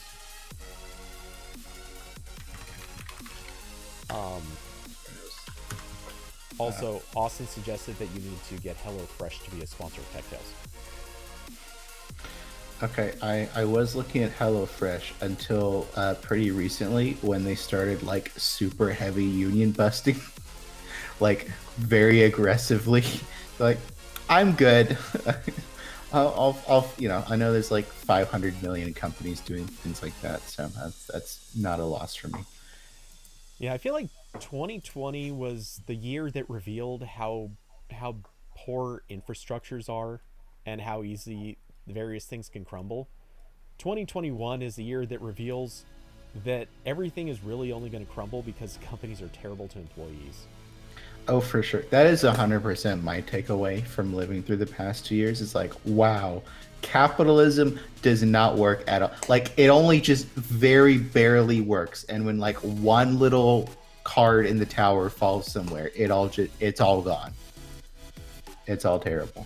I am 100% like 6 months away from just going full anarchist and just no capital, no government. I'm gonna go live in the woods. You can have some berries if you want to come over. But and Austin said, Corbin, you can't get a sponsorship and be ethical. Austin, that is not true. And that brings us to today's sponsor. I'd like to tell you about Squarespace. Yeah. Build your site today with Squarespace. Not actually a sponsor, just full disclosure, not actually a sponsor. Use code no ethical consumption under capitalism to get 15% off your first domain. Yes. Oh my god. Yeah. No. I have briefly thought about like what companies would I say yes to an ad placement, and the list is probably pretty small. Because usually the companies that are interested in that are like the really bad ones that also do like really bad ads on YouTube. Like every single mobile game that's basically gambling. Something Shadow Legends. Yeah. Oh, damn it. Raid Shadow Legends. Mm-hmm. Yeah. Yeah. Now, the nice thing is that I'm not currently in a position where like I desperately need income from my side project podcast, so I don't really have to worry about that right now. I'll come back to it in like 2 years when I get enough listeners that like advertisers actually care. But I don't have anyone in my direct friend space that runs like a very popular podcast, but from what I've seen of like on the like our podcasting Reddit and places like that, like you apparently need a lot of listeners for like anyone to be interested whatsoever. So yeah, so I'm not even gonna worry about that right now. That's not even a factor. That's like me trying to figure out where I'm gonna go for my retirement home. Like I'm like that might not even ever happen. Like I don't know. Yeah, this is yeah, not gonna lie. This is largely why I'm not doing a podcast.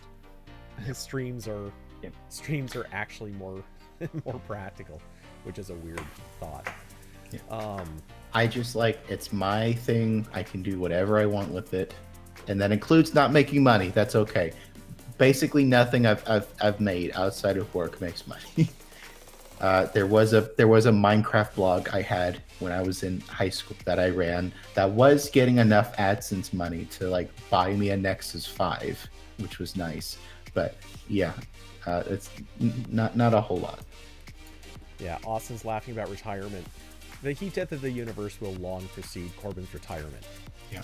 Me, on the other hand, I'm old enough that I can count on dying penniless. So, yay. And then like presumably if I have to retire, it seems like it's going to be law at some point that you can only do that in Florida. And then I'd have to live in Florida. I don't think I really want the last years of my life to be spent in Florida. Corbin, I have good news. Yeah. Ron DeSantis will no longer be governor. You're making the bold assumption there will even be a Florida by the time I'm presumably retirement age. Half of that I think Florida will just be like the world's most impressive moat around the circumference of Walt Disney World. Yes. And then the rest is just in the ocean. Like if I know you've probably never seen it, but they show this a little bit in The Expanse, which is like this science fiction show that's like 100 years. Yeah. Okay, yeah. You know how like New York City just has a giant wall around it because all the ice caps melted? That'll be Disney World. Yeah. There'll be nothing left of Florida. Okay, they'll build a moat around like the governor's mansion, and they'll build one around Walt Disney World. Maybe Orlando. I'm sorry. Maybe Miami. Yeah, maybe a little bit of Miami would get one. I think maybe Universal Studios might get lucky. They might like get the Universal defect. would just sacrifice that land and pick a new spot. Yeah, probably. You know, once they airlift like all the Despicable Me minions out, they're probably fine. Okay, so turns out I misspoke. What I meant is you're going to retire to New Florida. There will be some place named New Florida. Someone will take up the crown of being Florida. And granted, that'll probably be the Rocky Mountains at that point. But hey, one way or another, you will still live on a phallus-shaped piece of land for your retirement. That's all I can hope for. Thank you for taking that. Yeah. Let's see. Florida just becomes part of the metaverse. Oh my god. Oh no. Oh my god, no. No, don't immortalize Florida. Don't immortalize the metaverse. Yeah. You know, we were questioning what was going to be Web 4.0. It's Florida. The metaverse and the blockchain are going to merge to form Web 4.0. Digital Florida. The NFTs are like arrest records for everyone living in Florida who got arrested for like a DUI or I don't know, whatever else they do in Florida. Couldn't we just make that non-Florida tangibles? I wish there was a non-Florida tangible. Wait. Was that Yeah, it's non-fungible tokens. So yeah, it would Okay, be yeah, I was gonna say I not know it's not tangible. What the hell? Yeah, non-Florida token. That's the tokens you get in the other yeah. 49 states. No, non Florida tokens are what they give you as your retirement, so you can take a vacation away from Florida for just like a week every year. I'm gonna use my NFT to go anywhere else. Please let me free. And people start selling their tokens so that they can get food to live the rest of the year. Man, I just described like the worst possible future. And coming back from the brink that was. Look, not entirely. Like, if Florida is gone in the physical world, that's not the worst possible future. The worst possible future would be like the Mississippi River just like flooding in a tremendous way, and then Florida is the only strip of land around there that's not flooded. Can you imagine? Can you imagine the United States, but only Florida? That's the worst future. It's only Florida and like Oklahoma. That's it. Those are the only two states you get. I mean, for the last few years, the U.S. has kind of felt like the U.S. Only but Florida. Yeah. Yeah, that's true.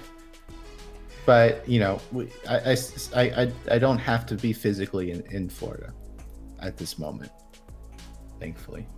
Although I did go to Florida like 2 months ago, I think, to go to the beach for a couple days, and it's Florida, man. It's not good. I mean, don't get me wrong, I agree, but I would quickly just point out, as I share my screen for this, there is one thing about Florida that makes me kind of wish I was there, and it's the fact that it is currently 40 degrees outside. Yeah. It is cloudy for the next 2 days, rainy on Friday, which I now realize probably screws up one of the things I was going to try to do. Oh, hey, in theory, there's actually a little bit of maybe sun and clouds the rest of next week. But yeah, that 40-degree temperature is unpleasant. Not looking forward to that. Or staying in that. I would appreciate some Florida warmth right now. My weather's been weird. We had like a week, like a month ago, where it was absolutely like January weather, and then it flipped back to fall, and now earlier it's like 70 degrees outside. So I don't think North Carolina has like fully decided what time of year it is, but that's usually how Georgia went too. Georgia also didn't know what seasons were. Although usually there, what would happen is we get summer until like October, and then you get 1 week of fall, and then it's winter. Like it doesn't go hot again. Okay, so I just looked at Miami's temperatures and weather. To be fair, it's going to be 78 degrees, which, oh my god, yes. However, it's raining today, raining tomorrow. In fact, it's raining all the way through Monday. So, technically, we're going to get less rain in my area. We're just cold as hell while it happens. So, you're not going to want to be out in the sun anyway. Mm-hmm. Which is going to make all of the reviews I have, not all, but most of the reviews I have much harder to do. Austin said, at retirement age, we all just get to wear a VR headset that makes our work seems like a nice retirement community. Okay, that is literally just a Black Mirror episode. Actually, almost literally. They didn't wear VR headsets. They were actually in like, hooked up VR. But yeah, for real, that was by the way, may I say also one of the best Black Mirror episodes. Imagine a retirement home that works like Slack. Oh God! No. Like someone starts talking about something and they're like, "Okay, Gramps, we'll wheel you over to the other channel room over here."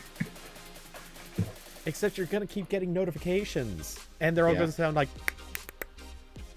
Nobody wants that. Well, yeah. Yeah. Well, I have to go now. but I think that's a great note to leave it on. Is the idea of physical Slack. You know, there's gonna be some really obnoxious old dude who's like adding, like at channel all the time, constantly popping up at here's. There's gonna be someone else who's like, use threads, or just. I mean, it's old people, so they're gonna post in the wrong channels. Oh, yeah. Because they don't know how anything works. Yeah, it's gonna be terrible. And also, just imagine the meme channel they're gonna have. Oh my god. It's all just making fun of liberals. It's all like, thanks Obama memes. That's it. That's all there is. That and when you take your pills in the morning memes. Yeah, yeah. When the arthritis is acting up again. Oh my god. We're going to hell. Oh, geez. Don't you hate it when your social security check is a day late? That's what I'm talking about, Tammy. Oh, wow, Tammy. Pulling out the name. Yeah. Name checking the geriatrics. That's right, Cody. Bring it, Corbin. Yeah. Yeah, I don't even know what age group Corbin is. I don't know, but every time I think of Corbin, aside from Fifth Element, the next Corbin I can think of, damn it, I can't think of his last name. It's Corbin something. He was on the show Psych. I don't know that one. The one that was most prevalent when I was growing up was Corbin Blue, because he was in High School Musical. So for basically all the time I was in elementary and middle school, whenever I would meet someone, they'd be like, oh, like Corbin Blue. And I've not watched High School Musical. Probably for that reason. I'm just annoyed at this point. Okay, the Corbin I'm thinking of is Corbin Burnson. That's a new one. I've not heard that one. Let's see. Well, I'm sharing the screen, a picture of him on IMDb, if that matters. He was in the show Psych. That's pretty much the relevant detail here. Good actor, actually. Really like him. Anyway. I mean, he's named Corbin, so I'm inclined to like them. So, yeah. Okay. Well, I'm gonna go now because I gotta go pick up stuff. Okay. Bye. All right. Later, dude. Goodbye. All right. Let's close that window. We may as well close the Corbin Burnson window. And let's see. So, by the way, I don't have anything remotely resembling a plan for topics because as Corbin really worked to repeat, this has not been a very news-focused week. However, I will... Let's see. Oh, this sucks. I had something in mind I was going to say about the Pixel 6 fingerprint reader, and I've now completely lost what it was I was going to say. Oh, damn. Yeah, I didn't have a lot. It was just like a 2 or 3 minute rant I was going to do on that, but... Oh, well, okay, this... You know, I think I've lost the energy to complain about this, but I will say I wonder like how much testing they did and if they realized that the speed of the fingerprint reader was going to become a problem. And if they knew it, and I feel like they had to. It's one of those things, like seriously, it's not like it's super slow, but it's slow enough. Like, you know, let's see. So, pop up the screen, try to, in reverse, find the right button. There we go. Wait, come on. Like, that is slow. It is slow. My feeling is that they recognized that was going to become an issue, and they probably did plan for it to some extent. And by that I mean, I bet they intentionally made it just slightly slower. Maybe raise the security level or something like that. That way it would launch in kind of its best possible condition, and then turned around and said, hey, you know what? We can make everyone happy or happier if we just speed it up a tiny, tiny bit later. Which sounds like a very conspiratorial thing to say, but it kind of makes sense. Also, this is totally unrelated, but I just noticed a weird thing. The icon for charging, I just plugged in my Pixel 6. It's down to 43%, so woo. But the charging icon makes it look like the battery is super full. Like, just barely down from the top, which feels slightly misleading. Anyway, so if anyone has topics, by all means, feel free to mention them, propose them, discuss. And I'll be happy to bring them up or dig into them as well. In the meantime, I will also, I'm not going to bother doing unboxings for this or like showing off, but I will mention a couple of the review units that have been added to my pile because that's how it seems to be going. First, the Geowin Smooth 5. Sorry, I had to think about that. Last week I showed, was it last week? I think it was last week. I showed you the Geowin Crane M3. That is, oh, I left it in the other room. I was going to bring that back, but I forgot it, and I'm not going to go get it now. Anyway, the Crane M3 is kind of designed to be able to support, oh, did I? Man, I took all my stuff in the other room and forgot it. Anyway, the Geowin Crane M3 is kind of designed to handle smartphones and actual cameras. This doesn't have a lens on it, but whatever. The Smooth 5 and anything else in the Smooth line is kind of like the high end of what's supposed to just be for smartphones. So, big, huge control panel up front, though no touchscreen. I'm slightly disappointed by that. I don't know why. And it actually has focus zoom dial on the side and a button that I need to actually figure out what that's going to do. I'm very curious about that. But yeah, much bigger, more powerful crane than any of the other smartphone-oriented ones, but not so big and powerful as to be intended and targeted at smaller, or sorry, like smaller cameras. So yeah, anyway, I'm going to be doing a review on this as well. I need to close this pouch for this thing, because if I don't, the little gift card in it that gets you a free 1-year membership with their subscription service, which, yeah, whatever. That keeps wanting to fall out, and it's driving me nuts. Also, I'm kind of looking at this pouch and mildly curious at why was it designed like this?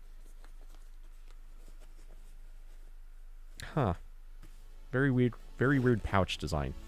I'm not really in a place where I can demonstrate what I'm so confused about, but I'll show that off in the review or later. So anyway, there is that. The other thing I received, and I'll talk about something else in a second, but the other thing I received is a tiny little gadget from a microphone company called Rode. Here is the primary gadget. This is a super simple thing. What it does is basically it connects to a phone via USB or Lightning, or also can connect to a laptop with a also USB port. Just instead of USB-C, it's USB-A. The cables are removable, so you can switch to whichever is appropriate. And this thing has 2 microphone inputs and a headphone output. Basically, this is the professional way, semi-professional way of getting good audio capture through microphones into a phone. You can use other dongles, but this lets you merge it a little more. This lets you bring together two inputs, basically, and do it well. You could do this other ways, but this is actually designed for it. It is kind of the upgraded solution. So they also sent me two lavalier mics to go with it. The lavalier mics, or lav mics, in case you've never heard the term. They are the things that you clip to your shirt so that you can pick up audio. Anyway, so I'm going to be doing... I believe I'm doing a review on this. There's actually still some uncertainty on that. Plus, the company's also got some other things lined up. I can't talk about those yet, but looking forward to them sending that stuff. I've also taken the Mavic 3 out for a flight. Oh my god, that thing is just... I love it. I want this. I want it. I just can't afford it. This thing is so stupidly good. It's not fair. So, I need to start making stupid money so I can afford toys like this. That's pretty much where I'm gonna stop with that. That or I'm gonna have to convince DJI to start sending me stuff that I can keep. David, the Pixel 6 update, anything new? The basic answer is it is just, as far as anyone knows, and this is all sort of hypothetical, it's not actually confirmed yet, but based on the what's new notes from Verizon's version of the update, it basically just says that it improved the performance of the fingerprint sensor. So supposedly it will speed up the fingerprint sensor, as you may have seen from the Discord chat. Yeah, it may have, but probably not. It sounds like it's not really making a big difference. I don't know. I haven't gotten it myself yet, so I can't really judge. And I tried it. Also, I'm if nothing else, I'm really just hoping that it gets the false negatives to be a little more reliable. Because right now, like, I just had to try 3 different times to unlock it because I put my thumb on it correctly and it just didn't. Like, that's it. It refused it. I didn't move my thumb. I didn't do anything wrong with it. It just refused it. Oh, wait.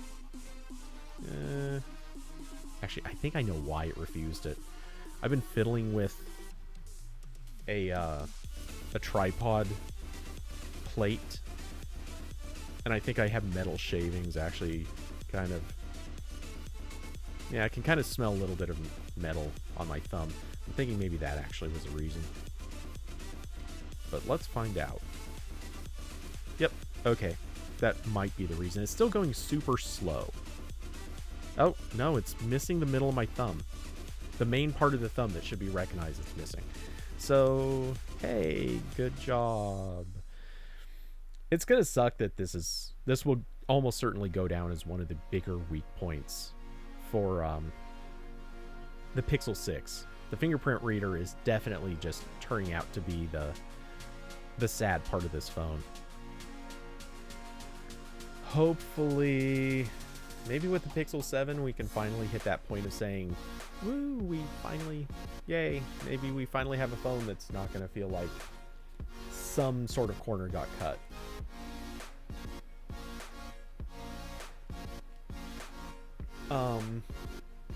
So let's see what else is going on. Trying to think. I'm finally nearly very, very close to almost being done with the Razer Earbuds review. I mentioned this before, but there's been so much stuff that happened this last week that kind of got in the way. Not least of which is, and I'm not going to go particularly into detail on this, but my aunt had an injury which has turned into lots of little delays and things like that. She just had to have a surgery. So in various ways, this has just had an impact on everyone around her, kind of slowing things down, and it's not ideal. So yeah, not going to go, like I said, not going into much detail, no reason to. But yeah, just acknowledging that's kind of slowed things down, and you get it. So let's see. Quickly taking care of this. Okay. I just remembered there was something I needed to do and make sure that I didn't forget it. Okay. So that's done. Yeah, still not much in the way of topics. I felt like there was one other thing I was going to bring up. This is what always sucks. I need a better way to keep track of topics, because every once in a while I see things throughout the week and it's like, hey, that could maybe be a worthwhile conversation. So if anyone has anything, again, please throw that in the room. Oh, okay. This is too stupid not to mention.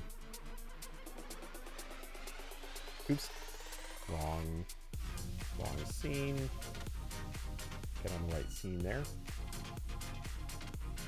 Has to be this. Has to be. World's first USB-C iPhone sells on eBay for $86,000. And the price of something off the dollar menu. Seriously. So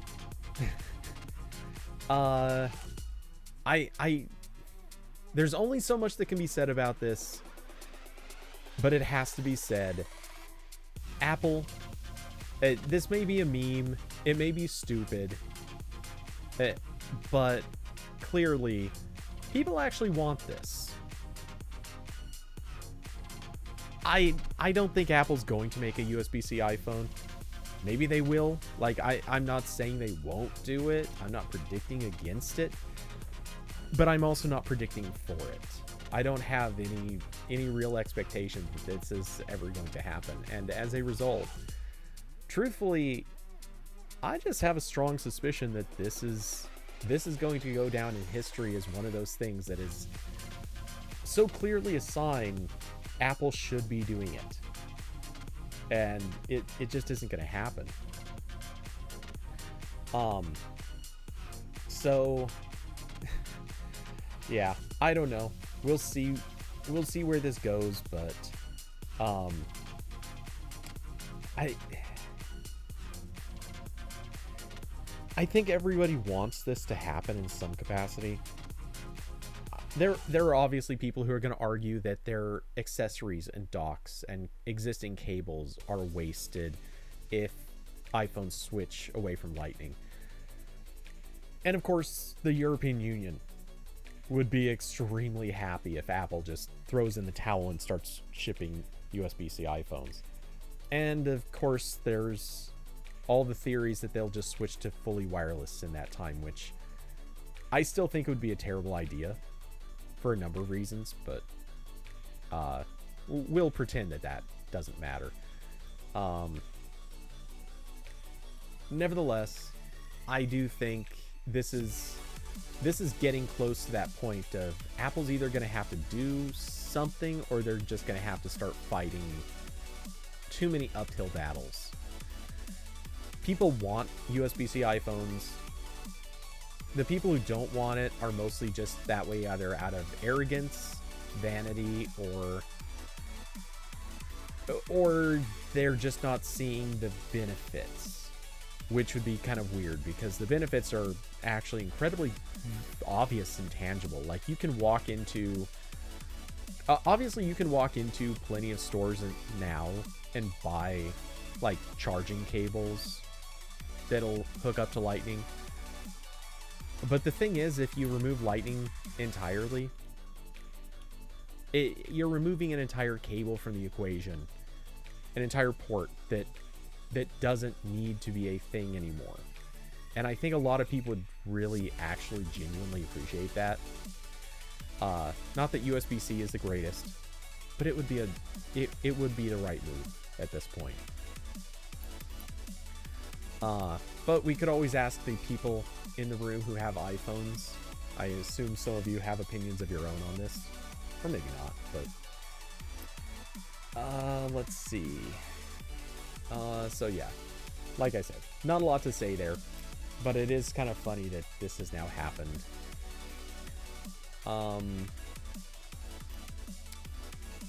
Alright, what else was there? As a quick question, I'll also ask, is anyone waiting for any sales for Black Friday? Do you guys have any specific, like, thing you expect to go on sale, or at least hope goes on sale, and you're just waiting, just in case? Like, you're hoping, planning, expecting any Black Friday deals. Me personally, I'm not. I wouldn't have the money to throw it much anyway, but yeah, there's, the truth is, the only stuff I actually want is all probably a little too expensive. Like, even just for a normal purchasing situation. So yeah, I'm not really looking for anything, which is kind of nice. I mean, the only other stuff that I would consider maybe buying is like an extra memory card or something, stuff like that. But otherwise, yeah, there's just not much that I really need to add to what I have right now, which is kind of nice. The exceptions, of course, would be a proper computer, like a Windows machine for gaming and upgrading drivers and firmware and stuff like that I can't do with a Mac. Thank you to companies who never build Mac versions of your updaters.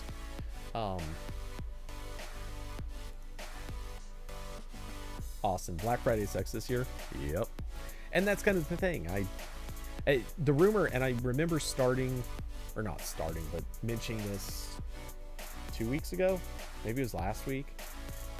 There's the expectation is this year's going to be just terrible for Black Friday because fewer products are going to be available even. There's a lot of stuff that's in limited supply, in back order. So why are there going to be deals on stuff that they don't even have in stock? There's also the chip shortage, and that has obviously had a huge impact, which is making even older products suddenly attractive and worth selling again, which is just, I don't want to call it funny, it's terrible, but it's also mildly amusing in its own odd way. I mean, hell, look at how many people are buying 1000 series Nvidia cards. Like, at this point, that's a sign of desperation. So yeah, I expect the deals this year to be, a few companies will put deals out just for the sake of being able to say they did. I think Google already has. Let's actually look that up. I'm not sure, but I thought they did.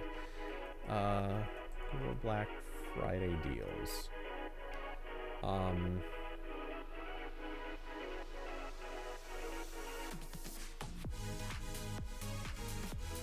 Is this?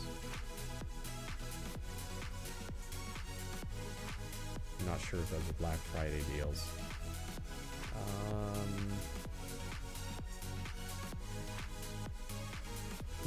Okay, yeah. So Google does have its deals up. We'll pull up CNET because that was the first link I found that was definitive.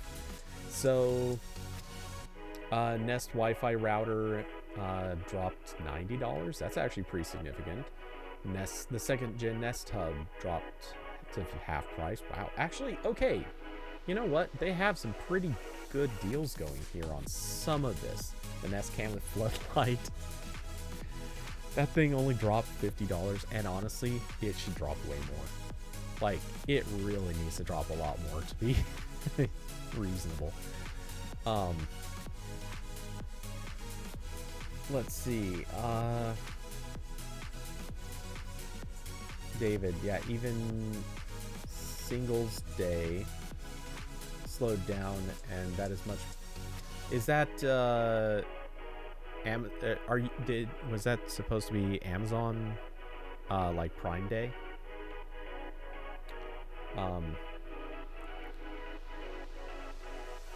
But yeah, I'm assuming you meant Prime Day, but it slowed down, and that's bigger than Black Friday and Cyber Monday combined. To be fair, yeah, for Amazon it certainly is. I think for other companies, Black Friday is still pretty, obviously, unsurprisingly, would be pretty notable. Though other companies are competing pretty directly these days with Amazon. Like, Amazon announces Prime Day, and other companies are like, yep, we got stuff too. Don't ignore us. Nevertheless, so some of these deals are actually pretty good. No sale on the Pixel 6, no surprise there. A pretty mediocre sale on the Pixel 5a, and woo, $10 off the Google TV, Chromecast with Google TV, Sabrina, otherwise known as. So yeah.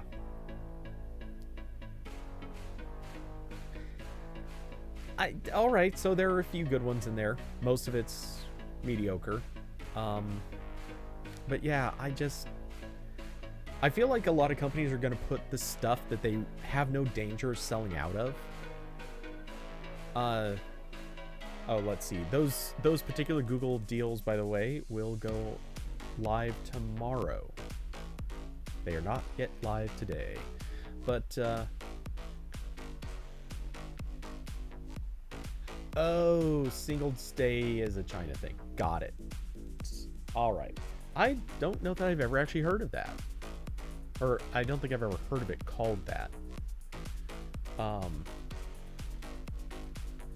Interesting. So anyway, yeah, the what was I gonna say? I'm spacing.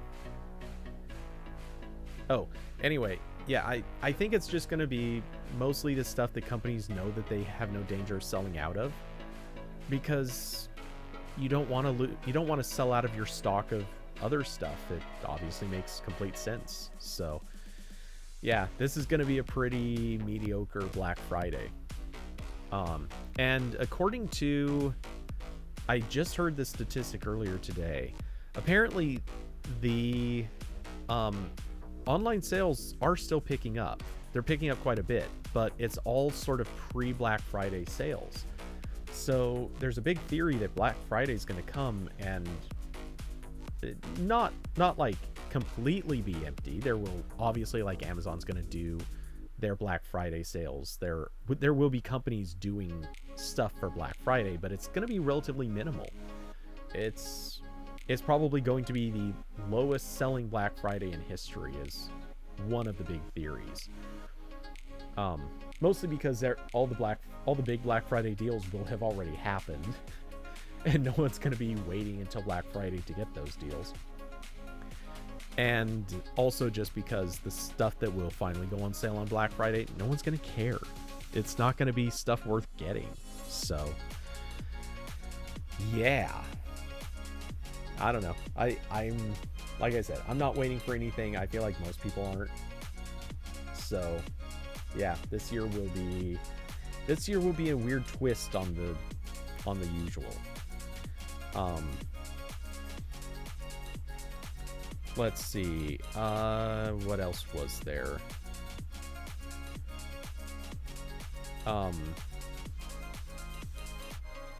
Trying to think.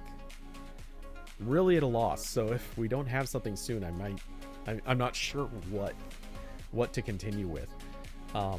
We kind of blew through the topics a little bit with Corbin on. I wanted to get his take on the NFT thing, or I keep saying NFT thing, but on the crypto thing.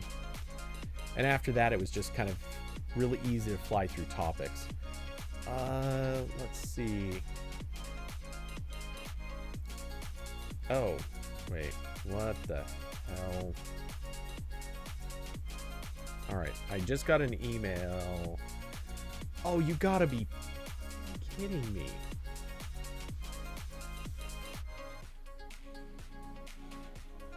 Okay, I just saw a thing I have to attend that was already painfully early has just been moved an hour up.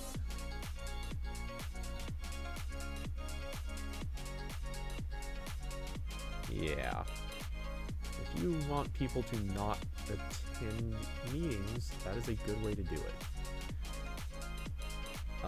So, also with less than 24-hour notice, that's real fun.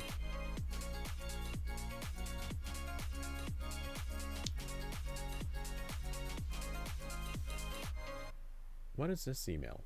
Sorry, I know I shouldn't be reading emails, but when all of a sudden you see something that could be very interesting, you gotta glance at it. Okay, this wouldn't be interesting even if I could talk about it, but yeah, that's a shame. Wait, oh yeah, okay, that does come from the company. I wonder if I can get them to send me a review unit of said thing I can't talk about.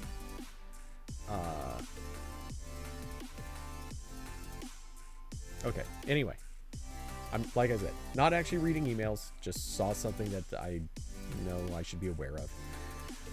Anyway, let's see. So, quick glance back to see if we have our topic list added to. Oh, Austin's giving me the details on Singles Day, which sounds so different than what I would expect it to be. Chinese Singles Day blows away Thanksgiving weekend. Well, this year in particular. Let's see.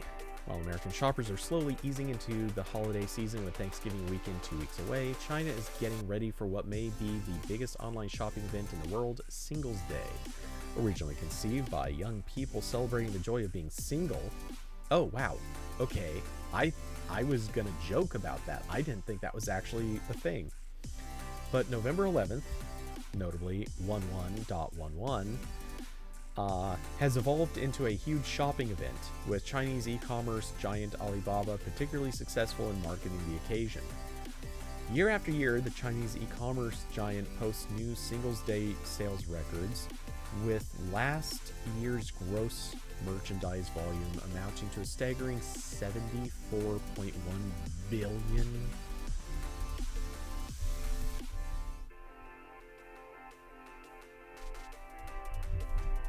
Damn, that's a lot of money.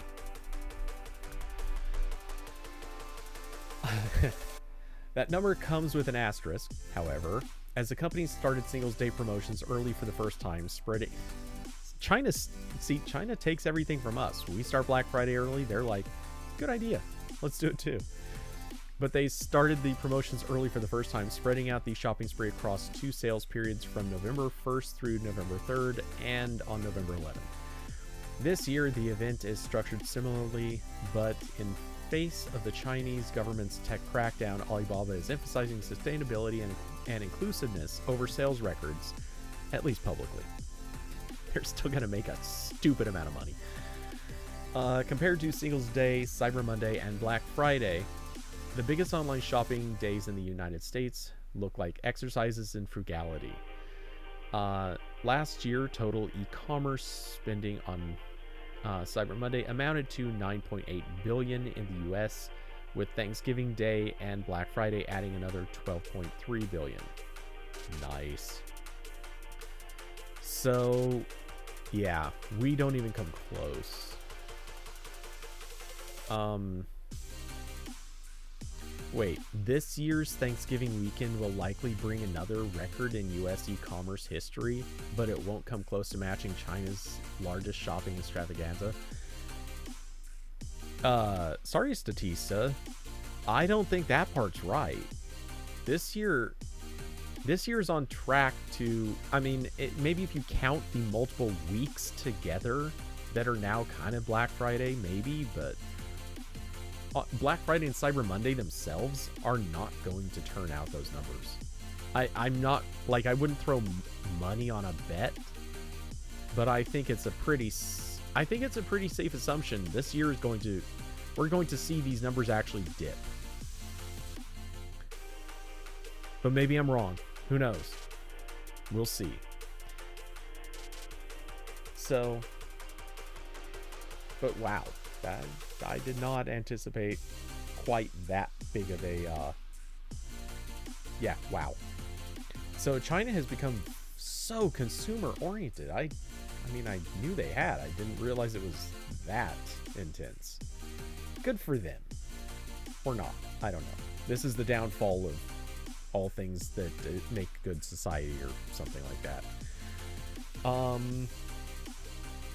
Let's see. Looking around. I don't know. Being extremely out of topics, I'm thinking I'll probably cut it at the hour unless something else comes up.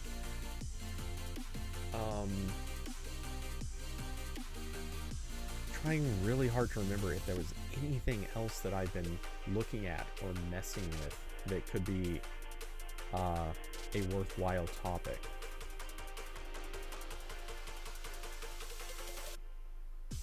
Huh. Oh wow, that's actually still a thing. Well, that's neat. Alright. Not that this is super important or even that interesting, but of some note, the Epic Game Store is giving away 3 games next week. And by next week, that actually starts sometime tomorrow or Friday, I forget which. But yeah, they typically give away 1 to 2. They're giving away 3 this week. So, yay, I guess. Yeah, I'm literally at this point just looking through the tabs I have open to see if anything jumps out at me. Which you would think I would have more to say, seeing as how I currently have, and feel free to get cringy over this. I currently have 189 tabs open. I know right now someone out there is going, wait, what? How? You're lying. No, 189. And that's just on this computer. But most of it is like leftovers from either research that I've done, some of which I actually wrote. Oh, hey, in which case notably here are 4 tabs I can close right now because I no longer need them because of something that actually arrived today. I finally have my new driver's license. After all the months, 9 months of work, I finally have my driver's license. It came today. I am now a legally driving individual again. So hooray for that. Also, I can now close that. I will also say the new licenses, holy crap. I don't have it near me to show, and I would probably not because too much information on it, but my god, they look like a Pokemon card, like a foil Pokemon card. They are just, there's too much on there. They every angle you look at looks completely freaking different. I don't mean to sound like old man gets baffled by new things, but like they kind of just look terrible. I don't know. They too many holograms from too many angles. I get why, that's a security thing. But then just the colors are very like Apple iOS 7 gradient look. It's not great. The picture itself was kind of weirdly washed out. Though I will say, despite the fact that my picture was well, I haven't had a haircut in a long time, but surprisingly, my picture didn't look terrible. They made me remove the cap. I was wearing a different cap, but Yeah, they made me remove the cap, the mask, everything. Of course, they made the mask come off. But yeah, as a result, I was forced to sit there with messy hair for a picture, and fortunately, it didn't come out looking as bad as I thought it would. So, hooray! Maybe someone went through and photoshopped it to look a little better.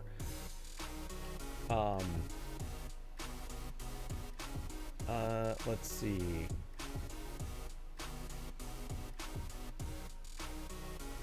Oh, thank you, LinkedIn, for the spam. As always.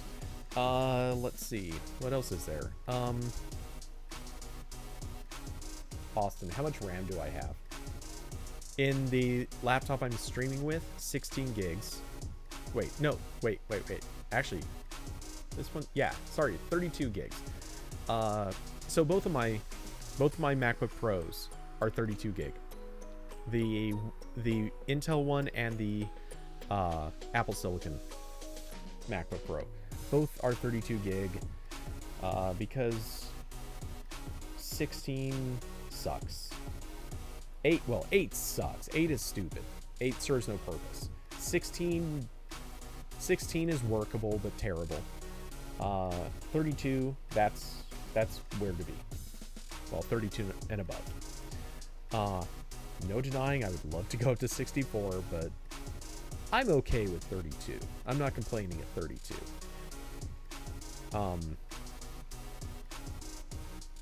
Let's see.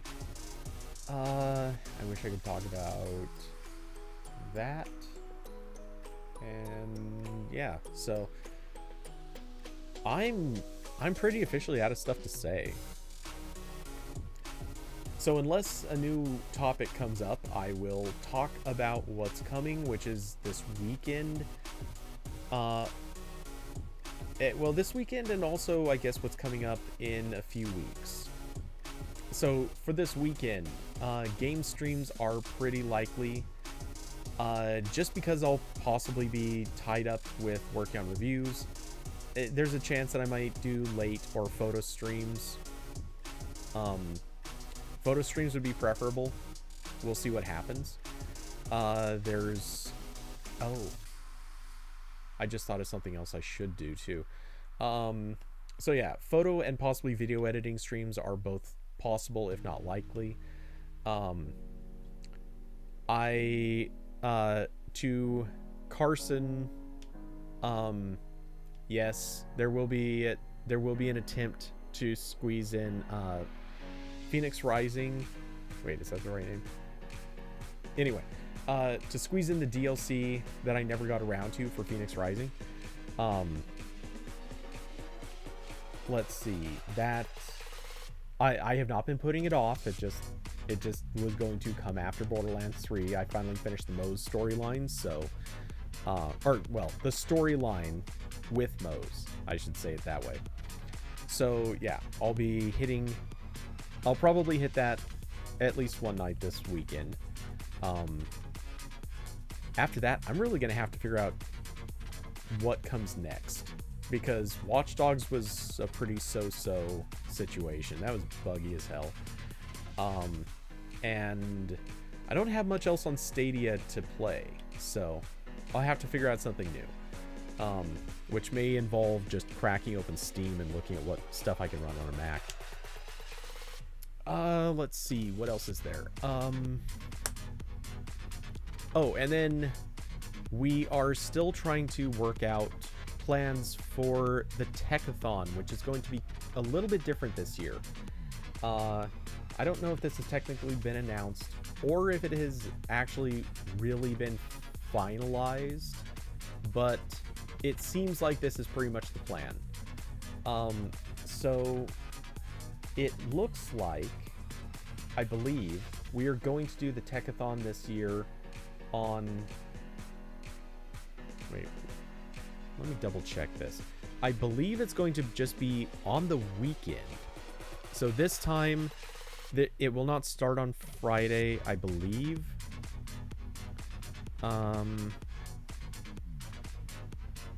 Okay, looking to see... double checking the form. Yeah, okay. So this year, the Techathon is likely to occur on Saturday and Sunday.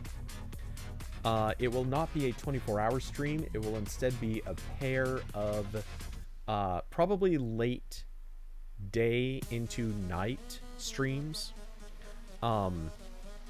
So figure actually probably about the time I would normally start, give or take, on Saturday for a game stream and running until pretty late at night. And then on Sunday, it'll start possibly a little bit earlier and end a little bit earlier. Now, these are just based on some kind of preliminary guesses. But that's kind of the way it's shaping up. And as far as events, what we're going to be doing, nothing, I'm not part of the strict planning, so I don't know how much more is really scheduled or planned, but it is in the works. As far as special events, I don't know that we really have anything. I've mentioned before, the hot sauce challenge kind of thing.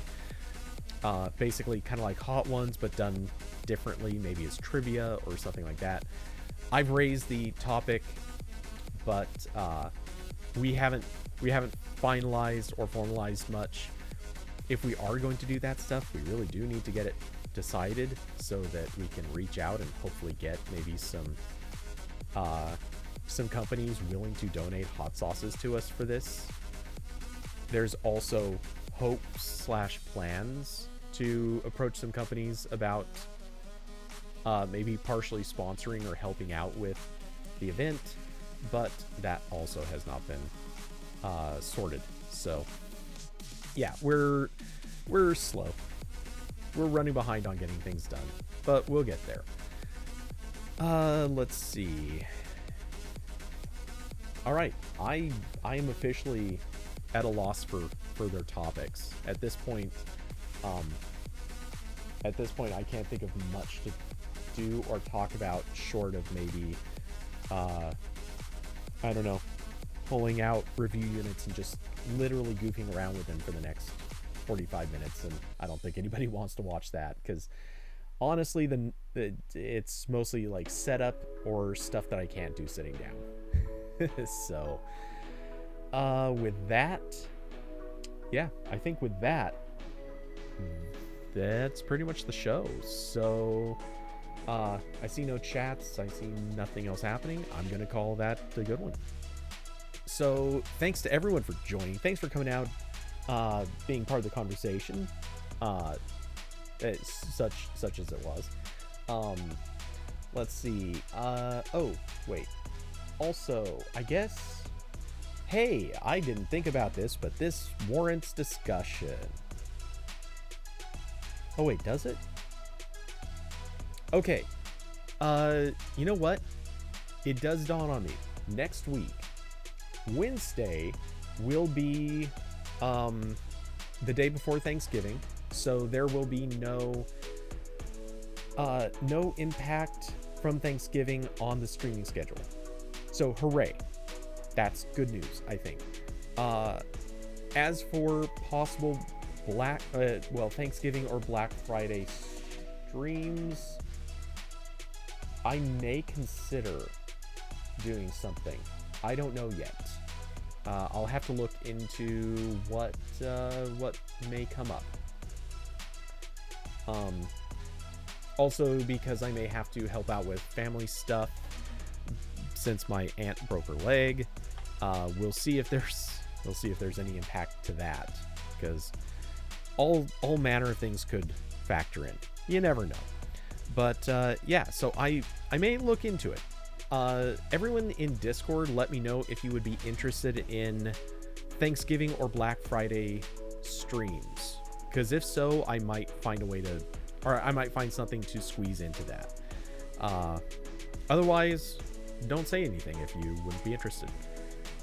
Or maybe if, yeah, I don't know. Anyway, if you're interested in it, let me know.